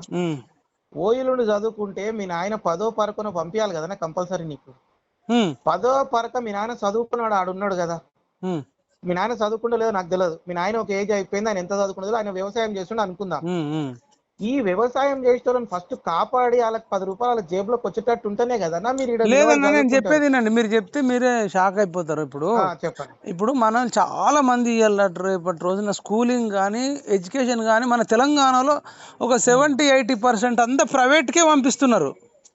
అది మాత్రం గ్యారంటీ, మేము కూడా ప్రైవేట్ గా పంపిస్తున్నారు కదా. ఇప్పుడు మీకు వచ్చిన డబ్బులు కూడా మీకేం మిగిలిన ఇద్దరు పిల్లలు ఉంటే ఇద్దరికి స్కూల్ ఫీజులు కట్టి, బస్ ఫీజులు కట్టి, ట్యూషన్ ఫీజులు కట్టి, లేదంటే వాళ్ళ ఫుడ్కు, బట్టలకు, తర్వాత వాళ్ళకు చాలా మీకు తెలియకుండానే అవి ఇంకా చాలా ఖర్చులు అవుతాయి కదా. మీకు పండిన పంట కూడా అటే కడుతున్నారు. నేనేమంటున్నా అంటే రైతుకు డబ్బులు పండినవి మిగలాలి అన్న. ఇప్పుడు ఫర్ ఎగ్జాంపుల్ 5 ఎకరాలు ఉన్నాయి నాకు, 20,000 40,000 ఇచ్చే బదులు అంటున్నా, ఎగ్జాంపుల్ ఇవ్వద్దన్న ఉద్దేశం కాదు, లేదంటే కాళేశ్వరం మీద పెట్టే డబ్బులు కావచ్చు, ఇంకేదన్నా కావచ్చు, మీకు ప్రపంచంలోనే అత్యంత నాణ్యమైన, ఇప్పుడు నేను చెప్పినటువంటి ఫిన్లాండ్ లాంటి ఎడ్యుకేషన్ ఒక 5 years 3 years 10 years గనక ప్రభుత్వం ఇవాళ ఇచ్చుంటే, ఇవాళ దేశవ్యాప్తంగా తెలంగాణలో ఉండే యువత అన్ని దేశాలలోకి పోయి ఇదే సీరియస్నెస్, ఇప్పుడు మీరు అన్న కాళేశ్వరం మీద ఉన్న సీరియస్నెస్ కావచ్చు, రైతు బంధు మీద ఉన్న సీరియస్నెస్ ఉండుంటే ఇలా ప్రతి పిల్లగాడు 2 లక్షలు 3 లక్షలు సంపాదిస్తే, అంటే కొంత క్లెవర్ ఉంటే, మొత్తం డల్ ఉంటే మనం ఎవడేం చేయలేడు. ఇప్పుడు మీరు ఓవరాల్ గా చెప్పేది ఏంటంటే, గవర్నమెంట్ అనేది గవర్నమెంట్ ఎడ్యుకేషన్ కోసం బడ్జెట్ ప్రొవైడ్ చేసి పిల్లలందరికీ గవర్నమెంట్ ఎడ్యుకేషన్ ఇవ్వమన్నారు, కరెక్టేనా? అంటే ఎడ్యుకేషన్ అంటే ఎట్లా కాదు, ఆషామాషి కాదన్న, టాప్ క్లాస్ ఉండాలి, టాప్ క్లాస్ ఎడ్యుకేషన్ ఉండాలి. ఏదో ఇస్తున్నామంటే ఇస్తున్నట్టు కాకుండా ఎవ్రీథింగ్ వాళ్ళ పిల్లల్ని, ఇప్పుడు ఫర్ ఎగ్జాంపుల్ కేసీఆర్ ఆయన కొడుకును కూతురుని ఎట్లయితే కేర్ చేసిండో, లేదంటే కేటీఆర్ అనే వ్యక్తి వాళ్ళ మనమన్ని ఎట్లయితే కేర్ చేసిండో, అంటే కేరింగ్. ఇప్పుడు మన దగ్గర డబ్బు ఉంది, ఇప్పుడు ఆయన దగ్గర డబ్బు ఉంటే మొదటి ప్రాధాన్యత చదివించుకున్నాడు, ఇప్పుడు మంచి దాంట్లో చేయించుకున్నాడు కదా. ఇప్పుడు మీ కొడుకైనా ఇంకా మీ పక్కింటి వాళ్ళ కొడుకైనా ఎవరి కొడుకైనా పుట్టినప్పుడు అయితే అందరూ ఈక్వల్ గానే పుడతారు కదా. తర్వాత మైపాలన్న మీరు చెప్పేది నాకు అర్థమైంది. మీరు ఏమంటారు అంటే గవర్నమెంట్ హెల్త్ అండ్ ఎడ్యుకేషన్ మీద పెట్టాలి, ఎక్కువ ప్రాధాన్యత ఇవ్వాలని మీరు అంటారు. ఇప్పుడు మనిషికి ఖర్చు ఉండదు, అది నాకు కూడా తెలుసు, ఖర్చుండు కాదు. తర్వాత నేను అనేది ఏంటంటే హై క్వాలిటీ. ఇప్పుడు రెండు నష్టాలు జరుగుతున్నాయి. ఏమైతుందంటే ఇంకోటి మైపాలన్న, ఒక్క నిమిషం, ఇక నేను చెప్తానా, ఒక్కటి నిమిషం చెప్పినాక మళ్ళీ మీతో మీరే చెప్పండి అన్న. ఒక్క నిమిషం, ప్రతి స్కూల్లో మైపాలన్న లాంటి ఏమంటారు, దేశం కోసమే, మన రాష్ట్రం కోసమే, మన కోసమే పనిచేసే వాళ్ళు ప్రతి స్కూల్లో ప్రతి టీచర్ చెప్పగలుగుతాడా? నేను చెప్తానా, నేను చిన్నప్పుడు స్కూల్కి పోయినా, మాకు సోషల్ టీచర్ వచ్చి తెలుగు టీచర్ తో ముచ్చట, తెలుగు టీచర్ వచ్చి సైన్స్ టీచర్ తో ముచ్చట, సైన్స్ టీచర్ వచ్చి మ్యాథ్స్ టీచర్ తో ముచ్చట. మమ్మల్ని ఏమో మా ముక్కులు ముంగట పెట్టి మీరు చదువుకోండి. మరి కేసీఆర్ వచ్చి బెత్తం పట్టుకొని చెప్పాలా, రేవంత్ రెడ్డి వచ్చి బెత్తం పట్టుకొని చెప్పాలా, అలా డిఓ ఎడికెళ్ళి రావాలి, ఏఈఓ చెప్పాలి. నేను చెప్తే ఇప్పుడు ఉద్యోగం తీసుకొని గవర్నమెంట్ శాలరీలు తీసుకొని ముచ్చట్లు పెడతారా, ఏం కూర వండినావు, ఏం కూర తింటున్నావు, ఏం వండినావు, మీ ఇంటికాడ ఏమైంది, మా ఇంటికాడ ఏమైంది, నా ముంగట జరిగిన విషయం నేను ఇప్పటి క్లాసుల గురించి కూడా చెప్తాను, నా క్లాస్ గురించి చెప్తున్నా. నాకు మా క్లాస్ లో సుమిత్ర టీచర్ వస్తుంది, నాకు నిద్ర వస్తున్నా మ్యాథ్స్ చెప్తే. సరే ఇప్పుడు వాళ్ళ పేర్లు ఎందుకు చెప్తున్నా, నేను మ్యాథ్స్ చెప్తే నిద్ర వస్తుండే. ఆమె ఇప్పుడు చనిపోయిండొచ్చు కూడా, కానీ నేను చెప్తున్నా, అరే ఎంత ఘోరమన్నా, జీతాలు తీసుకొని చదువు చెప్పారన్నా. సరే అన్న, నా మీద రేపు పొద్దుగాల టీచర్లు అంతా తిరగబడ్డా సరే నేను చెప్తున్నా. కానీ అన్న చెప్పేటోళ్ళు చాలా మంది ఉంటారు, కానీ కొంతమంది అసలు ఆ పిల్లల్ని పట్టించుకోరు. అన్న ఒక్క నిమిషం, ఇప్పుడు మా క్లాస్ లో 7 క్లాస్ లో మేము ఎగ్జామ్ రాసానా, ఒక్కడు పాస్ అయినా 60 మందిలా, 59 మంది ఫెయిల్ అన్నా, మేమంతా, నేను కూడా ఫెయిల్. అయితే అన్న అయితే మనం ఏం చేయాలి అంటే, ఇప్పుడు నీలాంటి వాళ్ళు ఉన్నారు అనుకోనా, నువ్వు ఇంత పకడ్బందీగా ఉన్నావు పని చేయడానికి, నేను అదే చెప్తున్నాను. నేను చెప్పేది ఏంటి, ఇప్పుడు మీకు ఉన్న ప్రశ్నలు, ఇప్పుడు మీరు హాస్పిటల్లోకి వెళ్ళినా, లేకపోతే ఇప్పుడు ఫస్ట్ హాస్పిటల్ గురించి చెప్పిన, గవర్నమెంట్ వాళ్ళు అక్కడ ఎట్లా ట్రీట్ చేస్తారు, ప్రైవేట్ మన మనుషులు పోతే అని. మీరు స్కూల్లో టీచర్లు కానీ గవర్నమెంట్ ఎంప్లాయీస్ కానీ ఎక్కడైనా ఒక పురుగును చూసినట్టు చూస్తారన్నా. మేము మీకోసం ఓటు మార్చుకొని ఓటేసినామన్నా ఉద్యోగాల కోసం అని. ఇప్పుడు మీకోసం మేమేమో ఓటు మార్చుకొని గవర్నమెంట్ మార్చుకుంటే మీరు ఉద్యోగాలు ఎక్కిన తర్వాత మమ్మల్ని మంచిగా చూస్తారా? ఇప్పుడు మాట చెప్పానా? నేను చెప్పేది లంచాలతోటి 500 కోట్లు 600 కోట్లు దొరికినోడు గవర్నమెంట్ వాడు కాదన్నా. మొన్న పేపర్ లీక్ చేసినోడు గవర్నమెంట్ ఎంప్లాయీ కాదన్నా. పేపర్ లీక్ చేసింది ఎవరన్నా? ప్రైవేట్ వాళ్ళు పేపర్ లీక్ చేస్తారా? అట్లా ప్రైవేట్ వాడు పోయే ఛాన్స్ ఉంటుందా? గవర్నమెంట్ ఎంప్లాయీ కదా ఆడ. నీకు గవర్నమెంట్ పేపర్ మీ పేపర్ లీక్ చేసింది ఎవరన్నా? ఎవరు లీక్ చేసి చెప్పు పేపర్లు? అవును, ఎవరు పైసలకు ఆశపడ్డారు చెప్పు? వాళ్ళు గవర్నమెంట్ ఎంప్లాయీ గారు. వల్ల మీలాంటి వాళ్ళ జీవితాలు నాశనం అయిపోతలేవా? నేను ఆన్సర్ చెప్తాను అన్న. మీరు ఇప్పుడు అడిగిన ప్రతి ప్రశ్నకు నేను ఆన్సర్ చెప్తాను, ఎందుకంటే మనకు చాలా టైం అవుతుంది. నేను ఆన్సర్ చెప్తా, ఎందుకంటే మీరు సగటు వ్యక్తిగా మీకున్న అనుభవాలతో మీరు చెప్పిన అవి యాక్సెప్టెన్స్ చేసేటివి, అవి నో డౌట్. బట్ ఏంటంటే అల్టిమేట్ గా ఒక ప్రజాస్వామ్యంలో హైయెస్ట్ అధికారం ఎవరికి ఉంటుంది అంటే ప్రభుత్వాలు, అంటే సుప్రీంకోర్టుకు ఉన్నప్పటికి కూడా పాలన చేసే శాసన సభ్యులు అంటారు. మనం పార్లమెంట్ లోనేమో ఎంపీలు. నేను ఒకటి చెప్తా, నీకు చదువుకొని నీకు ఎంత 100% ఎంత తెలివి ఉందో, చదువుకోకుండా నాకు 25% ఉందనా? శాసనం అంటే ఏంది? శాసనసభ అంటే ఏంది? ఓట్ అంటే ఏంది? డెమోక్రసీ అంటే ఏంది? నేనేమంటున్నా నీకు ఒక్కటే మాట, ఒక చట్టం నువ్వు చేస్తావన్నా, నువ్వే ఒక మంచి పొజిషన్ లో ఉన్న ఒక చట్టం చేసినావన్నా. ఏమని చేసినావు? తెలంగాణలో ఉన్న ప్రతి పిల్లోడు ఫస్ట్ క్లాస్ నుంచి మీలాగా పిహెచ్డి చేసేదాకా గవర్నమెంటే ప్రొవైడ్ చేయాలి చదువు అని చెప్పినావన్నా. చదువు అని చెప్పి ప్రతి స్కూల్లో ప్రతి మండలానికి మంచి ఇంటర్నేషనల్ లాంటి స్కూల్ పెట్టి, ప్రతి జిల్లాకు మంచి ఇంటర్నేషనల్ కాలేజీలు పెట్టి, అందులోనే అన్ని స్పోర్ట్స్ కానీ అన్ని కానీ నువ్వు అందులో పెట్టినావన్నా. పెట్టిన తర్వాత నువ్వు ప్రతి మండలానికి నువ్వు ప్రతిరోజు పోగలుగుతావా? ప్రతి స్కూల్ కు నువ్వు ప్రతిరోజు ఆన్సర్ చెప్తాను దానికి. గవర్నమెంట్ పని చేస్తారా అన్న నువ్వు పెట్టినాక?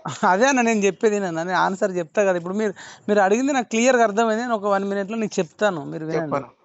అయితే ఏముంటది అంటన్నా, శాసనసభ్యులు చేసిన చట్టాలే దాదాపు అయితే ఎక్కడైతుంది అంటన్నా, ఇప్పుడు ఫర్ ఎగ్జాంపుల్ ఒక ఎస్ఐ తప్పు చేస్తుండు అంటే పైనుండే సిఐ కరెక్ట్ లేకపోతేనే, లేదంటే ఒక కానిస్టేబుల్ తప్పు చేస్తే ఎస్ఐ సరిగ్గా లేడు అనేది మీనింగ్. తర్వాత ఎస్ఐ, ఒక ఎగ్జాంపుల్ చెప్తున్నా, ఎస్ఐ కరెక్ట్ లేదంటే పైన సిఐ, దాని తర్వాత ఇంకా పైన ఉండేటోళ్ళు ఎస్పీ కావచ్చు, ఇంకా దానిపైన డీజీపీ. ఇప్పుడు డీజీపీ కరెక్ట్ ఉన్నాడు అనుకోండి, ఎగ్జాంపుల్ వినండి. అంటే నేను అనేది అంటే 1, 2 అరాకొర జరగాయని నేను మొత్తానికి చెప్పలేను, కానీ డీజీపీ కనుక పవర్ఫుల్ ఉంటే తెలంగాణలో ఉన్న పోలీస్ వ్యవస్థ చాలా బలంగా ఉంటుందని నేను నమ్ముతున్నా. ఒకవేళ డీజీపీ కరప్టెడ్ అయ్యండి అనుకో, డీజీపీ కరప్టెడ్ అయితే ఏ ఎస్ఐని, సిఐని, కానిస్టేబుల్ని, ఏసీపీలను మనం ఆపలేం. అదే ఒక కానిస్టేబుల్ అయితే, ఒక ఎస్ఐ అయినా, ఒక సిఐ అయినా, డీజీపీ అనుకుంటే చాలా భయం పెట్టవచ్చు అన్న. అది మీరు రాసుకోండి. ఒకటి మన దగ్గర మీరు చెప్పినాక నేను చెప్తాను. మీరు మొత్తం వింటా, మీరు ఏం చెప్పినా సరే నేను వింటా. మీరు ఎంత పాజిటివ్ ఉన్నారంటే, మీరు చాలా పాజిటివ్ వేలు ఉన్నారన్న మైపాలన్న. మీరు ఎంత పాజిటివ్ ఉన్నారంటే, మీరు ఒక డీజీపీ నుంచి, డీజీపీ తర్వాత స్థాయి ఏందన్నా కింది స్థాయి, డీజీపీ తర్వాత అక్కడ నుంచి ఏసీపీకి రావాలి, అక్కడ నుంచి ఎస్ఐకి సిఐకి రావాలి, అక్కడ నుంచి ఎస్ఐకి రావాలా, హెడ్ కానిస్టేబుల్ కి రావాలా, కానిస్టేబుల్ రావాలా, హోమ్ గార్డ్కి రావాలా. హోమ్ గార్డ్ ఏడ పని చేస్తాడా? హోమ్ గార్డ్ రోడ్డు మీద పని చేస్తాడనా? డీజీపీ ఏడు ఉంటాడనా? హైదరాబాద్ ఎన్ని పనులు ఉంటాయనా? నేను అదే చెప్తున్నా, వినండి. అట్లా కాదన్నా, కాదు ఇప్పుడు ఎట్లుంటది వినండి. అట్లా కాదన్నా, 140 కోట్ల దేశం, మన రాష్ట్రం 4 కోట్ల మంది రాష్ట్రం, మనకున్న 33 జిల్లాలు, 580 మండలాలు. ఇప్పుడు మీరు చెప్పేది ఎట్లుందంటే, గవర్నమెంట్ ఇప్పుడు నీకు నేనేమంటున్నా, మైపాలన్ననే నెలకు 1,00,000 సంపాదించు అనుకుందామన్నా. సరే ప్రైవేట్ లో చదివించుకుంటాడా? చదివించుకో. నేను అదే చెప్తున్నాను, అదే పాయింట్ కి రాబోతున్నా. మీరు వినండి, నా మాట వింటే నీకు అర్థమవుతుంది. ఇప్పుడు మీరు చెప్పేది ఎట్లా ఉందంటన్నా, ఈ ప్రభుత్వ ఉద్యోగులు పనిచేయరు, మొత్తం ప్రైవేట్ కావాలంటారు. రేపు నేను అలాంటి ఏమంటాడంటే, నేను ప్రైవేట్ కావాలంటలేను, ప్రభుత్వ ఉద్యోగులు మీలాంటి వాళ్ళు కావాలా అంటున్నా నేను. సరే, ప్రభుత్వాలు కమిట్మెంట్ ఉన్న వాళ్ళు కావాలా అంటున్నా నేను. ప్రభుత్వంలో 10% మంది కమిట్మెంట్ గా పనిచేస్తున్నారు, 90% మంది పని చేస్తలేరు అంటున్నా నేను. మీరు అంటారు కదా, నేను ఏమన్నంటే, మీలాంటి కమిట్మెంట్ ఉన్న మందిలో ఎంత మంది దొరుకుతారు? మనం ఎక్కడెక్కడ వెతకాలా, ఏ జిల్లాకు పోవాలా, ఎక్కడ వెతకాలా? సరే, మీకు ఎంతగా ఆనందనా? మీరు అన్ని వదులుకొని, నిద్రామానాలు వదులుకొని, అన్ని వదులుకొని కేసీఆర్ వల్ల మనకు ఉద్యోగాలు రాలేదని చెప్పి మీరు ఇంటింటికి తిరిగి గ్రామానికి జరిగి మీరు చేసిరు. ఇంత కమిట్మెంట్ తోటి వేరే ఎందుకు చేస్తలేరన్నా? పిహెచ్డి హోల్డర్ ఒక మైపాల్ యాదవ్ ఎందుకు ఉంటాడు, వేరే ఎందుకు పిహెచ్డి కొట్టలేకపోతున్నారు? ఓయూలా ఏళ్ళ తరబడి ఎందుకు చదువుతున్నారు? ప్రైవేట్ ఇప్పుడు మేమంతా మా చుట్టాల పిల్లలు కానీ మా అన్నదమ్ముల పిల్లలు కానీ ప్రైవేట్ లో జాబులు చేస్తారు. 1,80,000 30,000 నుంచి స్టార్ట్ చేసుకొని 1,00,000 వరకు సంపాదించుకుంటారు. మరి వాళ్ళంతా కూడా నిరుద్యోగులే కదా, నీ లెక్క ప్రకారం చూసుకుంటే వాళ్ళంతా కూడా డిగ్రీ హోల్డర్స్ కదా ప్రైవేట్ లా. కాదన్నా ఇప్పుడు మీరు ప్రభుత్వ ఉద్యోగులలో ఉద్యోగం అంటే నిరుద్యోగుడు అంటే అది అది మైపాలనే చదువుకున్న అందరికీ గవర్నమెంట్ ఉద్యోగం రావాలంటే ఎట్లా వస్తుంది? నేను చెప్తాను విషయం చెప్తే. ఇక మీరు ఇప్పుడు అడిగారు, నేను ఒక 2-3 నిమిషాల్లో ఫినిష్ చేస్తే మీరు ఓపెన్ మైండ్ గా వినండి. ఇప్పుడు మీకు మీరు వింటే అర్థమైపోతుంది. నేను అనేది అంటే మీరు చెప్తున్న ప్రకారం 90% ఎంప్లాయీస్ కరప్టెడ్ అయ్యారు, లేదంటే కేర్లెస్ నెగ్లిజెన్సీ ఉంది. సరే కేర్లెస్ కంపల్సరీ ఈ మట్టిలోనే ఉంటది నెగ్లిజెన్సీ, ఇండియాలోనే ఉంటది. సరే మన రక్తంలోనే ఉంటది నెగ్లిజెన్సీ, అర్థమైందా? సరే మనం ఎంత మనం మాట్లాడుతున్నాం కానీ రేపు పొద్దుగాల మనం ట్రాఫిక్ లో పోతే మనం కూడా ఆ ఒక్కడు ఫుట్పాత్ ఎక్కి పోతే ఆయన మనం కూడా పోతాం బండి తీసుకొని. అటువంటి రక్తం మనది అని మీరు అంటారు. అది ఓకే, మీరు అట్లా అంటారు. అయితే మీరు అంటే మనకేందంటన్నా అధికారులు అనేటోళ్ళు చట్టాలు తయారు చేయరు. చట్టాన్ని అసలు వాళ్ళకి ఎటువంటి నిజానికి అధికారులను మనం అంటాం కానీ వాళ్ళకంటే అధికారాలు పెద్దోళ్ళు చాలా మంచిగా చేస్తారన్నా. డీజీపీ స్థాయిలో ఉన్నోళ్ళు, డీజీపీ పెద్ద స్థాయిలో ఉన్నోళ్ళు ఎంత వర్క్ చేస్తారు తెలుసా? వాళ్ళు ప్రజల కోసం కానీ ఎట్లా ఆలోచిస్తారు తెలుసా? నాకు తెలుసానా, పెద్ద పెద్దోళ్ళు మంచిగా ఆలోచిస్తారు, మంచి చట్టాలు చేస్తారు, మంచి రూల్స్ తీసుకొస్తారు. కానీ కింద ఉన్నోళ్ళు అమలు చేయాలన్నా, అమలు చేసేవాడు కింద ఉన్నోడు, ఈ కింద ఉన్నోడు అమలు చేయడానికి నేను అదే అన్న మీ ఒపీనియన్. అదే అన్న మీరు ఒపీనియన్, మీకున్న అవగాహన ప్రకారం మీరు చెప్తుర్రు. నేను చెప్తున్నా ఇప్పుడు మీకు నేను చెప్పాల్సిన అవసరం లేదు. కానీ రాజకీయ నాయకులు ఎస్పెషల్ గా తెలంగాణలో చెప్తా, దేశం అంతా నేను చెప్పాను కానీ తెలంగాణ ఇప్పుడు మీరు 90% కేర్లెస్ ఉద్యోగులు వాళ్ళు విన్నారు కదా. నేను చెప్తున్నా, మీరు రాసుకోండి. ఎమ్మెల్యేలు అంటే స్పెషల్ గా అంటే ఇప్పుడు మొన్న గెలిచిన వాళ్ళ గురించి కాకుండా ఇంకా నేను గతంలో గెలిచిన వాళ్ళ గురించి చెప్తున్నా.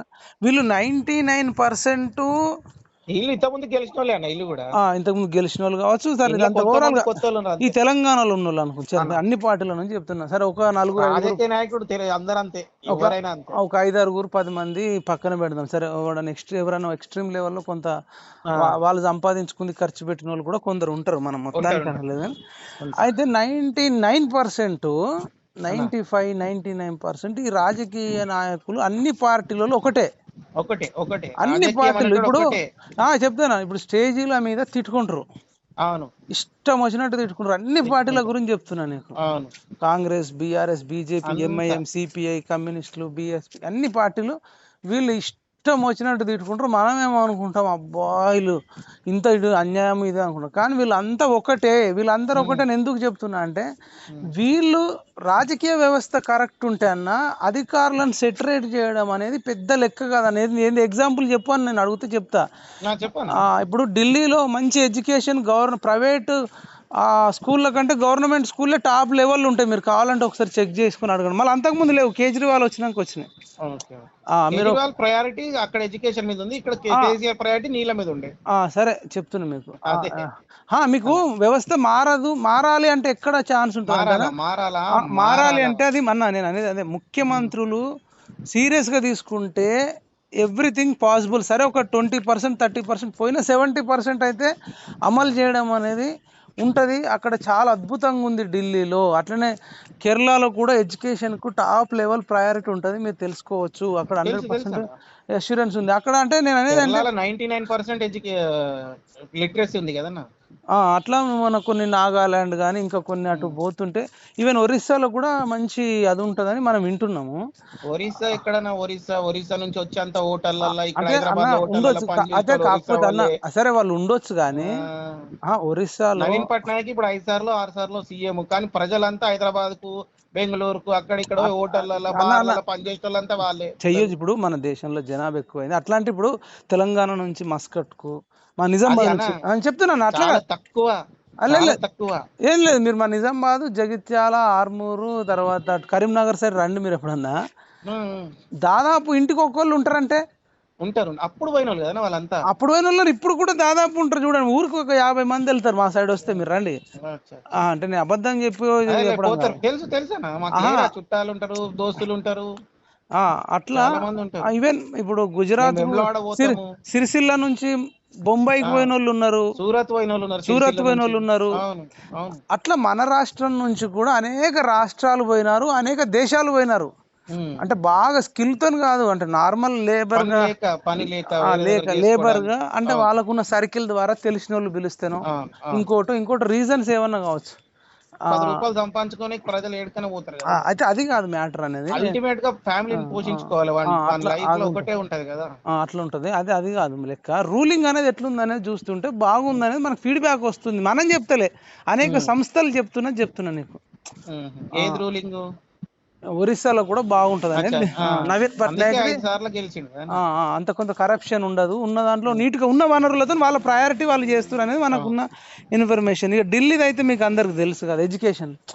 నేను అనేది ఏంటంటే, నా ప్రభుత్వము ఒకవేళ ముఖ్యమంత్రి కానీ, క్యాబినెట్ మంత్రులు కానీ, ఎమ్మెల్యేలు కానీ వాళ్ళు సీరియస్ గా ఉంటే కానిదంటూ ఉండదు. అది పక్క మీరు రాసుకోండి. ఎందుకంటే ఏం చేయాలి ఫస్ట్ అని మీరు ఎడ్యుకేషన్ చేయాలంటే వీళ్ళు ఉంటే ఏమైందండి. ఇప్పుడు నేనేమంటున్నా అంటే, భవిష్యత్తులో నేను కొట్లాడేది ఉంది, దేశవ్యాప్తంగా నేను తిరగాల్సింది. దేశవ్యాప్తంగా తిరగడం కోసం నేను చేస్తున్నా. మెయిన్గా ఎక్కడ మనకు రాజకీయాలలో ఎక్కడ ఫాల్ట్ అవుతుందంటనా, ఈ రాజకీయ నాయకుల పిల్లలను వీళ్ళు ఇప్పుడు గవర్నమెంటే కదా, ఇప్పుడు మీరు గవర్నమెంట్ అధికారి అంటే గవర్నమెంట్ టీచర్ గవర్నమెంట్ స్కూల్లో వేస్తే వెళ్ళడానికి మనకు కోపం వస్తుంది కదా. నేనేమంటున్నా అంటే, గవర్నమెంట్ ఎమ్మెల్యే ఎందుకు అడగాలి కదా మనం. గవర్నమెంట్ ఎమ్మెల్యే, గవర్నమెంట్ మంత్రి, గవర్నమెంట్ ముఖ్యమంత్రి వీళ్ళే గవర్నమెంట్ తీసుకుంటారు కదా. అవును. వాళ్ళకు ఇంకోటి చెప్తా, government MLA, government teacher, government employees వాళ్ళ పిల్లల్ని గవర్నమెంట్ స్కూల్ కి పంపిస్తే అదే అంటున్నా, అదే ఎడ్యుకేషన్ కరెక్ట్. వీళ్ళకు బెంచ్ కార్లు కావాలన్నా, అదే చెప్తున్నాను, వినండి. నేను చెప్తా, ఇప్పుడు ఎమ్మెల్యే కూడా బెంచ్ కార్ లేని ఎమ్మెల్యే లేడు. నేను అదే చెప్తున్నా. ఇప్పుడు ప్రాబ్లం ఎక్కడ, మనకు మందు ఎక్కడ పెట్టాలంటే, రేపు ఎన్నికల కమిషన్కి అప్లై చేసేటప్పుడు మేము భవిష్యత్తులో మాకు సంబంధించిన పిల్లల్ని గవర్నమెంట్ దాంట్లోనే చదివిపిస్తాము, గవర్నమెంట్ హాస్పిటల్లోకి పంపిస్తాము అని ఆడ అఫిడవిటీలో రాసి సంతకం పెట్టి, లేని ఎడల ఒక ఫోటో కొట్టి మీరు కోర్టుకి ఇస్తే, కోర్టు మా ఎమ్మెల్యే పదవిని రద్దు చేసినా సరే, మమ్మల్ని జైలుకు పంపినా సరే అని ఒకటి మనం చట్టం వైపు తీసుకొస్తే ఏమైందంటే, అప్పుడు నాలాంటి వాడు పిల్లగాడు ఎక్కడన్నా ప్రైవేట్కు పోయిండు అనుకో, పెద్ద టాప్ లెవెల్లో, అప్పుడు మనం ఏం చేస్తాం, ఒక ఫోటో కొట్టేసి మనం కోర్టుకి ఇస్తాం, వాడు ఎమ్మెల్యే పదవి పోతుంది. ఈ భయం ఉంటుంది కాబట్టి లంగాగాళ్ళు రారు, నిజాయితీ పరులు వస్తారు. నిజాయితీ పరులు వచ్చినప్పుడు మనం గవర్నమెంట్ స్కూల్ అద్భుతంగా చేసి, నేను సెలక్షన్ అనేది ఎవరిని పడితే వాళ్ళని కూడా టీచర్ గానో, డాక్టర్ గానో, నర్స్ గానో పెట్టమంటలే. గవర్నమెంట్ వాళ్ళకి నచ్చిన వాళ్ళని పెట్టని, ఎట్లన్నా అంటే ఏదన్నా దానికి సంబంధించిన టెస్టులు అవి ఇవి పెట్టి, మళ్ళీ జీతాలు కూడా ఇంత కూడా ఇవ్వమంటలే. ఇలా సగం ఇచ్చినా సరే, ఇలా సగం ఇప్పుడు 50,000 అన్న దగ్గర 25,000 ఇచ్చినా చేయడానికి రెడీ ఉన్నారు నిరుద్యోగులు. అందులో కూడా టాప్ ఒకటి కాదన్న, ఇంకా 4-5 టెస్టులు పెట్టమని అంటున్నాను. ఒకటి కాదు, 4-5 టెస్టులు పెట్టి. ఇప్పుడు ఇంకొకటి, ఎమ్మెల్యేనే తన కొడుకుని, ఒక కార్పొరేటరు ఒక కొడుకును, ఒక సర్పంచ్ తన కొడుకును ఒక స్కూల్కి పంపిస్తున్నంటే, వాళ్ళ కొడుకు కూతురు కోసం అన్న ఆ స్కూల్ను మంచిగా చూసుకుంటాడా, చూసుకోవడం. పిల్లలు ఇప్పుడు ఒక జడ్జి పిల్లలు ఉన్నారు ఆ స్కూల్ అనుకుందాము, లేకపోతే ఒక మంచి కలెక్టర్ పిల్లలు ఆ స్కూల్ ఉన్నారు అనుకుందాము, మన పొలిటికల్ లీడర్ పిల్లలు ఉన్నారు అనుకుందాము, అప్పుడు స్కూల్ బాగుపడుతుందన్నా. వద్దన్నా నీకు ఇంకా వాళ్ళు ఇప్పుడు వీళ్ళు పంపడం వల్ల ఏమైందంటే, టీచర్లు కూడా వాళ్ళ పిల్లల్ని వాళ్ళతో తెచ్చుకుంటారు. తీసుకోకపోతే జాబ్ తీసేస్తే చట్టం తీసుకురావాలి కదా. జాబ్ తీసేస్తే మన చట్టం ఇవన్నీ మనం అదే ఇప్పుడు ఇట్లాంటి చేసి భయం ఉంటుంది. ఈ మైపాలన్న ఇప్పుడు స్టార్ట్ చేస్తే ఈ చట్టాలు ఇవన్నీ అయ్యే వరకు 200 సంవత్సరాలు అవుతానా ఇండియాలో. సరే మీరు అట్లా అనుకుంటారు అన్న, మీరు అట్లా అనుకుంటారు. ఇంకొకటి సరే, నేను చేసేది అనుకున్న ఆలోచన చాలా బాగుంది, కానీ అది ఎప్పుడు కావాలా, ఎవరు ఇంప్లిమెంటేషన్ చేయాలి అన్న, నేను చెప్పేది వాళ్ళు కొట్లాడితే ఎవరి మీద వాళ్ళే చట్టాలు చేయాలా. చేద్దాం ఇప్పుడు అన్న అది ఎప్పుడైతే చెప్తా. ఇప్పుడు ఫర్ ఎగ్జాంపుల్ తెలంగాణ ఉద్యమం కూడా చట్టం చేసేది వాళ్ళే కానీ అది ఎప్పుడైందంటే, ప్రజా చైతన్యం, యువకుల చైతన్యం, నాలాంటి చైతన్యం అయిన రోజు అర్థమయ్యేటట్టు చెప్తాము. మనం ఏమంటున్నాం అన్న, ప్రైవేట్లో చదివిపించుకొని, కానీ ఎమ్మెల్యేకి పోటీ చేయకండి. నువ్వు ప్రైవేట్లో చదివించుకోవాలనుకుంటే చదివించుకోనన్న, మనకు అభ్యంతరం లేదు. అదే అదే యశోద హాస్పిటల్లోకి, అపోలో హాస్పిటల్లోకి పోవాలంటే నువ్వు ఓ మాకు అభ్యంతరం లేదు. కానీ కానీ నువ్వు గవర్నమెంట్ సొమ్ము తినొద్దు, గవర్నమెంట్ కోసం నువ్వు మాట్లాడొద్దు, ప్రజల కోసం మాట్లాడొద్దు. ఇక నువ్వు గవర్నమెంట్ జాబ్కు అప్లై వీళ్ళు చేయొద్దు. కాదు అన్న అన్న, అన్న ఒక నిమిషం. వీళ్ళు అన్న గవర్నమెంట్ జాబ్కు అప్లై చేయొద్దు, గవర్నమెంట్ ఎమ్మెల్యేకు ఎంపీకి కూడా మన ఎమ్మెల్యేకి అనుకుంది చేయొద్దు ఫర్ ఎగ్జాంపుల్ చేయొద్దు పోటీ చేయొద్దు. అది అని అన్నప్పుడు ఏమైందంటే అంటే మన యువకులలో కూడా ఒక ఉద్యమం లాగా ఇప్పుడు నేను రేపు ఏం చేస్తామంటే మీరు అనుకుంటారు అంత కష్టమేం కాదు, సింపుల్గానే అవుతుంది. మీరు చూడండి, రేపు ఇది మనము ఒక సంస్థ పెట్టి నడిపించినప్పుడు ఏమైందంటే అన్ని రాజకీయ పార్టీ నాయకులు వచ్చినప్పుడు మీరు నిలదీసి అడగండి అని నేను చెప్తాను. మీలాంటి వాళ్ళు కూడా రేపు కొందరు మనకు టీం ఏర్పడుతుంది, ఒక 1000 మంది టీం ఏర్పడుతుంది అనుకో. ఓకే 1000 మంది కాస్త 10,000 మందిని ఒక సభ పెడతాం, 1,00,000 మందిని ఒక సభ పెడతాం. మీ ఊర్లలో ఇప్పుడు మా అంటే ఎంతమంది ఉంటారు? నా నలుగురే కదా అభ్యర్థులు, ఎమ్మెల్యే అభ్యర్థులు, ప్రధాన పార్టీలు 3 4 ఉంటారు.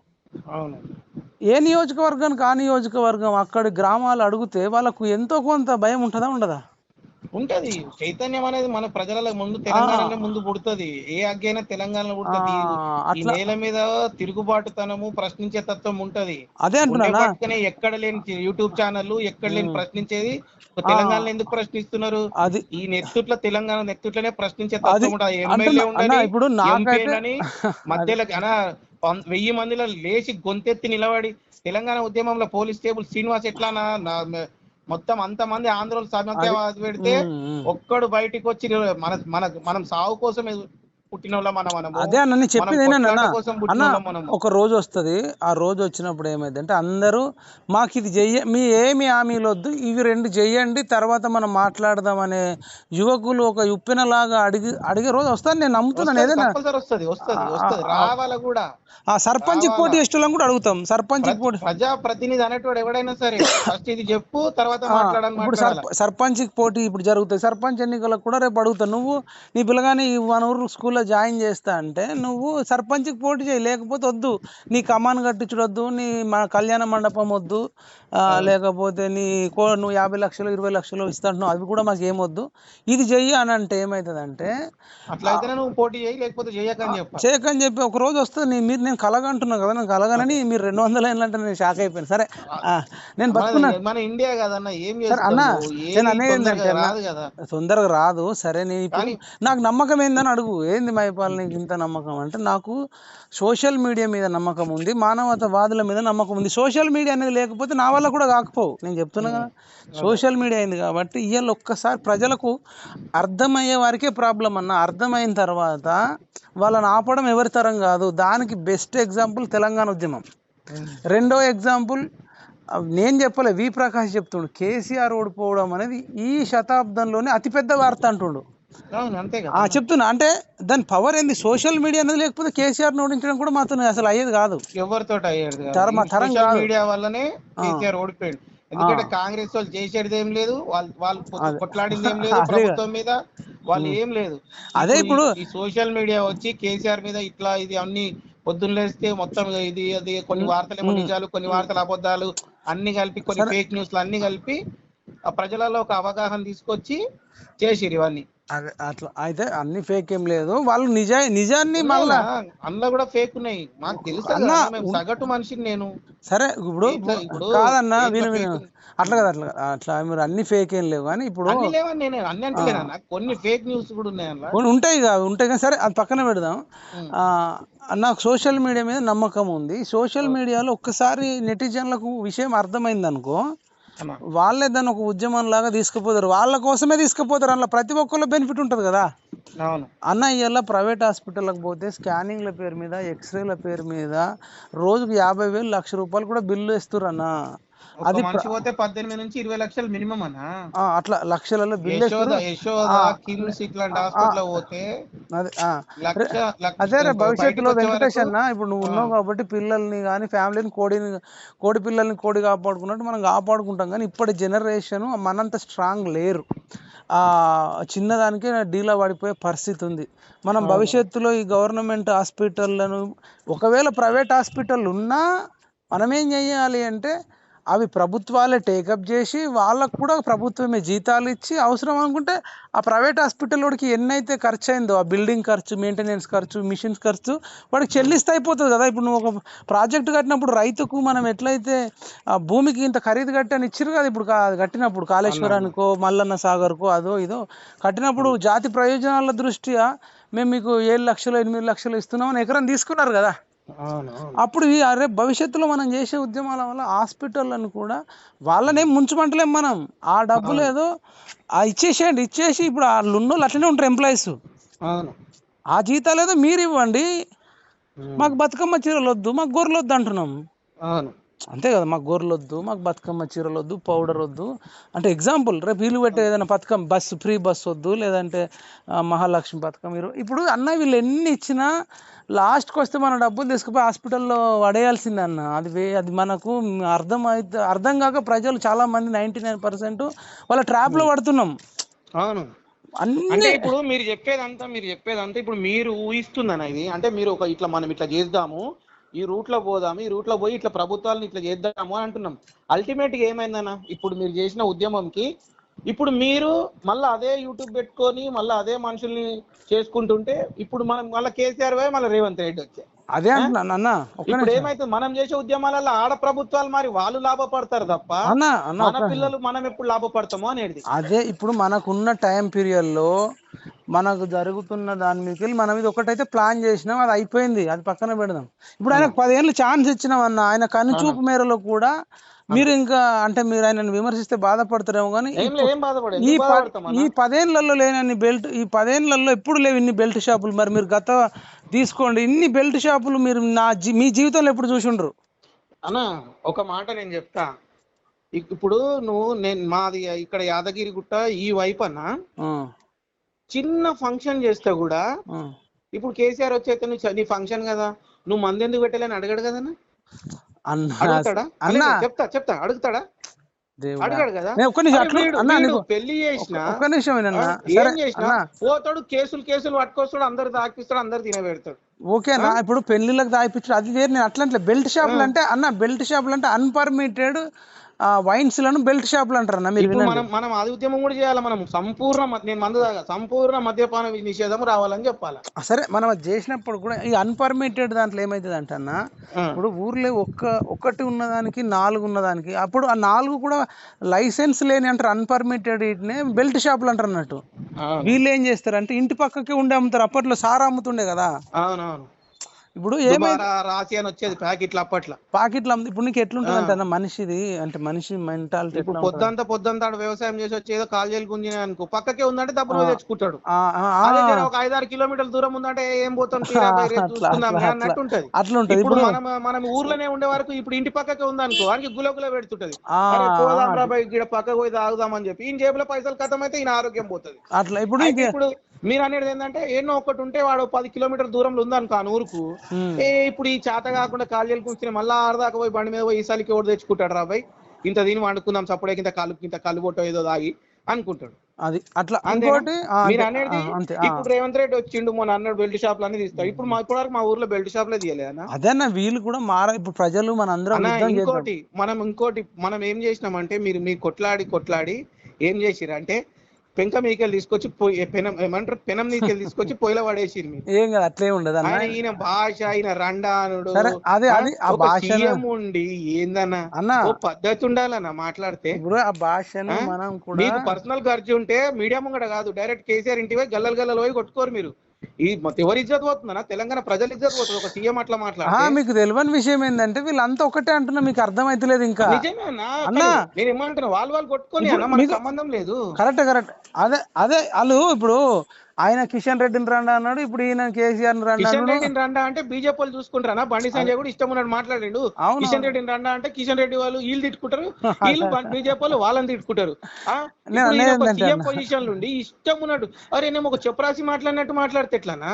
నేను 7th క్లాస్ చదువుకున్నా, నీతోటి ఒక గంట సేపు నుంచి నేను మాట్లాడుతున్నా, ఎక్కడన్నా మేము అన్పార్లమెంట్ యూజ్ చేసినామా? సరే అన్న, ఇప్పుడు ఓకే ఇప్పుడు సరే అది అన్న అవన్నీ నేను చెప్పాను. మీరు కొట్లాడాలి దీని గురించి కూడా. అరే మీరు ఎవరు ఇజ్జత్ తీస్తున్నారు? ప్రజలు ఇజ్జత్ తీస్తున్నారు, ఒక రాష్ట్రం ఇజ్జత్ తీస్తున్నావు కదా. నువ్వు సీఎం, నువ్వు రిప్రజెంట్, నువ్వు ప్రథమ పౌరునివి మనకు. మన ప్రథమ పౌరుడు ఆ విధంగా మాట్లాడితే ఎట్లానా? నీకేమైనా పర్సనల్ ఖర్చు ఉంటే బోర్ ఇద్దరు గల్లలు పట్టుకొని కొట్లాడుకోరు, ఇంటికాడికి పోయి మీడియాని పిలవకుండా మీడియా ముందుకు వచ్చి మాట్లాడితే ఎట్లానా? మీరు ఈ విషయాలు కూడా మీరు పర్సనల్ గా పట్టించుకోవాలన్నా. మీలాంటి వాళ్ళు మేధావులు, మన తెలంగాణలో మేధావులు చాలా మంది ఉన్నారు. మన తెలంగాణకు అదృష్టం ఏంటంటే మన దగ్గర ప్రతి ఒక్కడు సమాజం కోసం పనిచేయాలా, ఎంతో అంత మన చేతనైన కాడికి చేయాలనుకుంటోడే ఉంటాడు, చేయాలనుకోనోడు ఉండడు, చాలా తక్కువ మంది. సమాజం కోసం పనిచేసే వాళ్ళు మీరందరూ ఇసొంటి కూడా చెప్తున్నా సార్. మీరు పెద్దోళ్ళు సార్, మీరు మన ప్రథమ పౌరుడు సార్, మీరు ఒక సీఎం సార్. మీరు మాట్లాడితే మీకు ఏమైనా పర్సనల్ ఖర్చు ఉంది? నిన్ను జైల్లో పెట్టినట్టే, నువ్వు తప్పు చేస్తే జైల్లో పెట్టకపోతే మరి తీసుకుపోయి ఇంట్లో కూర్చోబెడతాడా? రా నాయన, నువ్వు మంచి 50 లక్షలు పట్టుకొని పోయినావు కదా నా ఇంట్లో కూర్చుందిరా అంటాడా? అయితే ఇప్పుడు నువ్వు తప్పు చేసినావు, జైలు వేసినందుకు నువ్వు కూడా తప్పు చేసి తీసుకొని జైల్లో ఎవరొద్దన్నారు? వద్దన్నమ్మా. సరే ఇప్పుడు ఏంటంటే ఇప్పుడు రేవంత్ రెడ్డి మన టాపిక్ కాదు కానీ నేను ఇప్పుడు అనేది చెప్తున్నానా, మాట వచ్చిందని చెప్తున్నా. సరే మీరు చెప్పారు కదా, నేను ఏమంటున్నా, మన టాపిక్ డైవర్షన్ అవుతుంది. మన భవిష్యత్తులో మన ఉద్యమాలు, మన పిల్లల విద్య మీద కోసము ఈ ఎమ్మెల్యేల మీద, సర్పంచులు, కార్పొరేటర్లు, జడ్పీటీసీలు, ఎమ్మెల్సీలు, రాజ్యసభ సభ్యులు, తర్వాత మీరు వీళ్ళ తర్వాత అధికారులు వస్తారు. వీళ్ళందరి మీద మనం భవిష్యత్తులో అన్ని పార్టీల మీద, ఇప్పుడు ఫర్ ఎగ్జాంపుల్ నీకు పలానా పార్టీ నాయకుడు ఇష్టం ఉన్నా ఆ నాయకుడిని మనమే అడగాలి. నాకు ఒక నాయకుడు ఇష్టం ఉన్నా, ఇష్టం ఉన్నా ఫస్ట్ నేను ఇప్పుడు మీరు ఉద్యమం స్టార్ట్ చేయరన్నా, మేము కూడా దాంట్లో పాల్గొంటాము. ఎందుకంటున్నా ఇవన్నీ అన్ని పథకాలు డ్రామా అన్ని డ్రామా. గొర్రె బలిస్తే గొల్లోనికే లాభము. నువ్వు చేసే ఉద్యమంలో సక్సెస్ అయితే నా పిల్లలు, నీ పిల్లలు, ఇంకొకరి పిల్లలు, మన సమాజ పిల్లలంతా ఫ్రీ చదువు అన్న. నాకు నువ్వు నమ్మితే నమ్ము, లేకపోతే లేదు. నాకు చదువులకి సంవత్సరానికి నాకు 1,00,000, 1,50,000 ఖర్చు అవుతున్నాయి. అదే పుసుక్కున ఏమన్నా ఏడుకన్నా పోదాం, మన ప్రైవేట్ హాస్పిటల్ పోదామంటే భయం అవుతుంది. ఎందుకంటే వాడు తగ్గినా కూడా 4 టెస్టులు రాస్తున్నానా? అదే 4 టెస్టులు రాస్తున్నా. మీకు ఒక విషయం తెలుసా, నేను చెప్తున్నాను ఫైనల్ గా మీకు ఇంకా కొంత అంటే మీరు ఎట్లాంటి ఒపీనియన్తో ఉన్నారో నాకు తెలియదు కానీ ముఖ్యమంత్రి లెవెల్లో, ప్రభుత్వం లెవెల్లో స్ట్రిక్ట్ ఉన్నదనుకో ఏమవుతుందంటే ప్రతి ఒక్కడు పని చేస్తాడు, అవసరం అనుకుంటే పని చేయను తీసేస్తాం అనే చట్టం చేసినా నాకు ఏం అభ్యంతరం లేదు, మనం చేయమనాలి. అది లేకనే కదా 500 కోట్లు దొరికినా 600 కోట్లు దొరికినా కూడా మళ్ళీ వాడిని డిస్మిస్ చేయరు, సస్పెండ్ చేస్తారు. లేదు మన దగ్గర. ఈ చట్టాలు చాలా వీక్ ఉన్నాయి. ఈ చట్టాల మీద మనం కొట్లాడాలి ఒకటి. ఇంకా అన్నిటికంటే మనం భవిష్యత్తులో కొట్లాడాల్సింది ఏంటంటే ఇప్పుడు ఒక పార్టీలోంచి గెలిచినాక ఇంకో పార్టీకి జంప్ అవుతారు అన్న. అది ఏ పార్టీ అయితే ఇప్పుడు కాదన్నా, ఇప్పుడు నువ్వు జస్ట్ మనం ఏదన్నా చిన్న హెల్మెట్ లేకపోయినా మనకు ఫైన్ వేస్తారు, రాంగ్ రూట్ లో పోయినా ఫైన్ వేస్తారు, తాగి నడిపించినా ఫైన్ వేస్తారు, మనం కరెంట్ బిల్ కట్టకపోయినా ఫైన్ వేస్తారు. అన్ని తప్పులే కదా, తప్పులుగా కట్ చేసిపోతారు. తప్పులు చేస్తున్నాం కాబట్టి శిక్షిస్తారు. మరి 1,00,000 మంది ఓట్లేసిన తర్వాత నువ్వు ఫైజామా మార్చినంత సింపుల్ గా నువ్వు పార్టీ మారితే నువ్వు అంటే ఏం నేర్పిస్తున్నావు సమాజానికి? నాయకుడు అంటే మనకు రాజ్యాంగంలో ఉంది కదా అదే నేను అదే అంటున్నా వెంకటేష్ అన్న, we have to change that అంటున్నా. అవును కంపల్సరీ. ప్రతిదానికి ఉద్యమమే చేయాలంటే కాదు కానీ వాళ్ళకు కూడా ఉండాలి కదా. లేదు అన్న, వాళ్ళు అంత సింపుల్ గా చెయ్యరు. మనం చేపిద్దాము.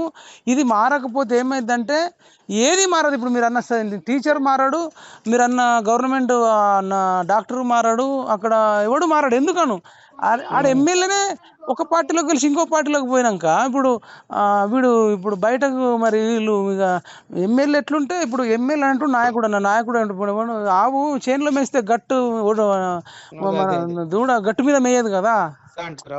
అది చాలా పెద్ద మిస్టేక్ ఉంది చట్టంలో. అక్కడ మార్పు వచ్చిందంటే మిగతా దాంట్లో ఒక 50% మార్పు వస్తుందన్న నాకు నమ్మకం ఉంది. అది ఇప్పుడు వాడు తండ్రి తప్పు చేస్తే కొడుకు కూడా చేసే అవకాశాలు ఎక్కువ ఉంటాయి కదా. తండ్రి సిగరెట్ పట్టి నేనేమంటున్నా, ఇప్పుడు దాని వల్ల మనకు ప్రజలకు వచ్చేది ఏముంది అంటున్నా. అదే చెప్తున్నా. ఇప్పుడు మనం ఒక పార్టీ అభిమానం మీదనో ఒక పర్సన్ అభిమానం మీదనో ఓటేస్తాం. ఓటేసినాక ఏం చేస్తాడు, ఇప్పుడు మనం సింపుల్ గా సో అండ్ సో పార్టీకి ఓటేసినాం, పార్టీని చూసి ఓటేసినాం. మనం పర్సన్ నచ్చలేదు, పార్టీ నచ్చింది, ఓటేసినాం. కానీ ఆ పార్టీ అధికారంలోకి రాలేదు, వేరే పార్టీ అధికారంలో ఉంది. మనం వేసిన పర్సన్ ఆ పార్టీలోకి పోయిండు. అదే చెప్తున్నా, లాభం నష్టం ఏముంది అంటే నేను అదే చెప్తున్నా. ఇప్పుడు ఒక పార్టీ, ఇప్పుడు ఏ పార్టీ సింబల్ అన్నా, ఇప్పుడు ఏది చూసేసినా పార్టీ సింబల్ అంటాం. అవును, సింబల్. పార్టీ సింబల్ లేకుండా వాడు ఇండిపెండెంట్ గా పోటీ చేస్తే అది వేరే టాపిక్. ఒక సింబల్ మీద పోటీ చేసిండంటే ఆ పార్టీ ఉపయోగం ఉంటుంది, కార్యకర్తల ఉపయోగం ఉంటుంది, ప్రజలకు కూడా ఇష్టపడేస్తారు. అది మనము బలంగా ఆపగలిగితే ఒకవేళ జంప్ అయిన వాళ్ళకు రేపు జైలు శిక్ష ఉంటుంది. అది స్పీకర్కి కాకుండా కోర్టుకు ఉంటాయి అధికారాలు. వాడు ఆస్తులన్నీ జప్తు చేస్తారన్న భయం ఉంటే వాడు ఇంకా పార్టీలోకి పోడు. కాబట్టి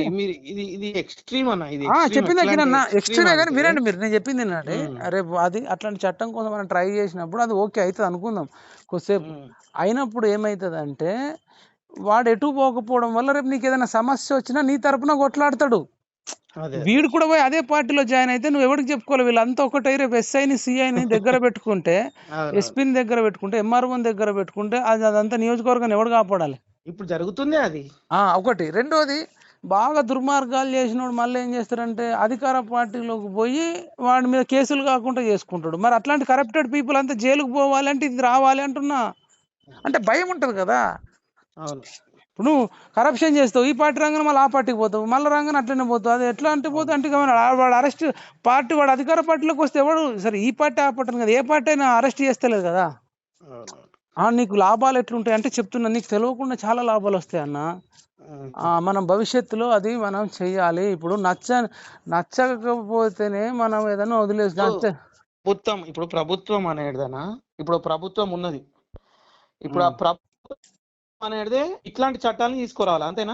వాళ్ళు తేవాలి అంటే ఈ రాజకీయ ఇప్పుడు రాజకీయ నాయకులే ఎంకరేజ్ చేయొద్దు వేరే పార్టీ నా పార్టీలకు రాని అని. అదే కాదు, మనం చట్టంలో లూప్ హోల్ ఉంది కాబట్టి వీళ్ళు వాడుకుంటున్నారు అందరూ. మనం దాన్ని పటిష్ట. ఇప్పుడు మనము ట్రాఫిక్ వెళ్తుంటారన్న, మీరు నల్గొండకు అక్కడ ఇక్కడ వెళ్ళినప్పుడు రెడ్ సిగ్నల్, గ్రీన్ సిగ్నల్ ఇట్లాంటివి వస్తుంటాయి కదా. ఇప్పుడు రెడ్ సిగ్నల్ వచ్చినప్పుడు ఆగుతారా ఆగరా? ఆగాలి కంపల్సరీ, అది రూల్ అన్నా. రైట్. అట్లనే ఇప్పుడు మనకు ఇప్పుడు అవి తీసేసిర్రు అనుకున్నాను, ఎక్కడికక్కడ తీసేస్తే ఎవడన్నా మన మాట వింటాడా?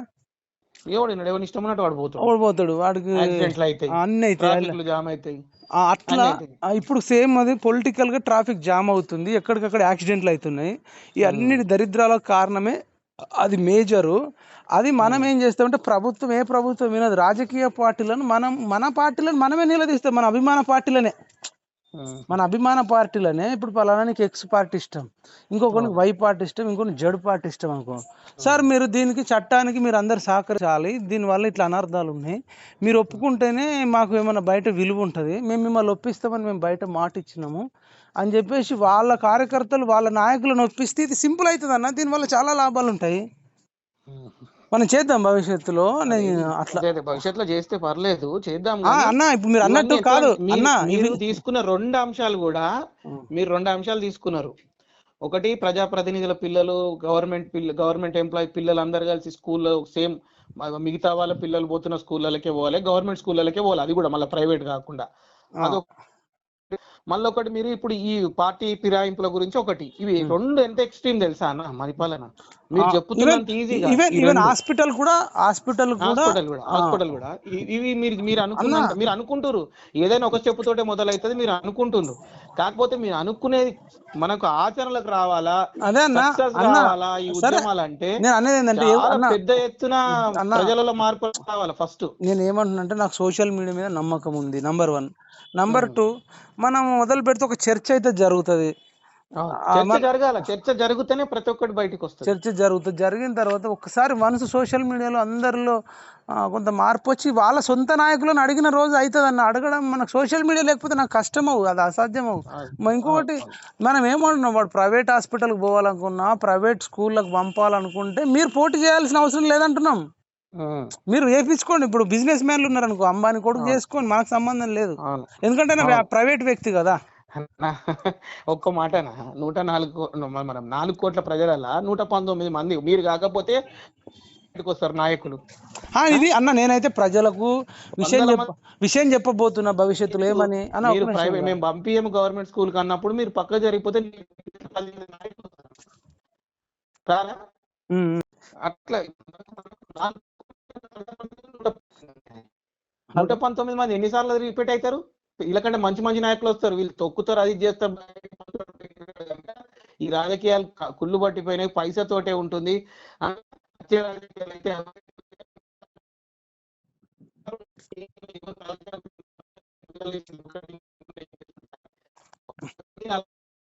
హలో అన్న, అంటే హలో హలో, సిగ్నల్ సరిగ్గా 10 లేదన్న. మంది నాయకులు వస్తారు. అన్న హలో ఇది సిగ్నల్ సరిగ్గా లేదు కానీ మనం మళ్ళీ ఒక్కసారి మాట్లాడదాము.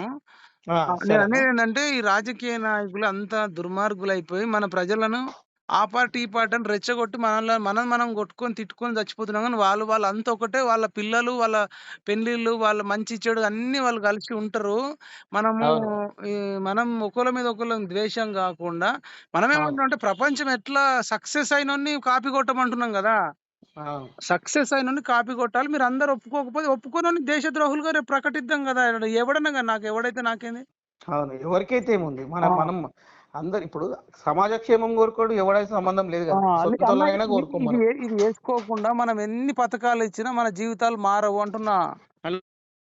కొంచెం సిగ్నల్ తక్కువ ఉంటుంది. రైట్ అన్న. రైట్ అన్న. మనం మళ్ళా హలో రైట్. మళ్ళా మాట్లాడు. ఓకే ఆ! రైట్, థ్యాంక్స్ అన్న. రైట్.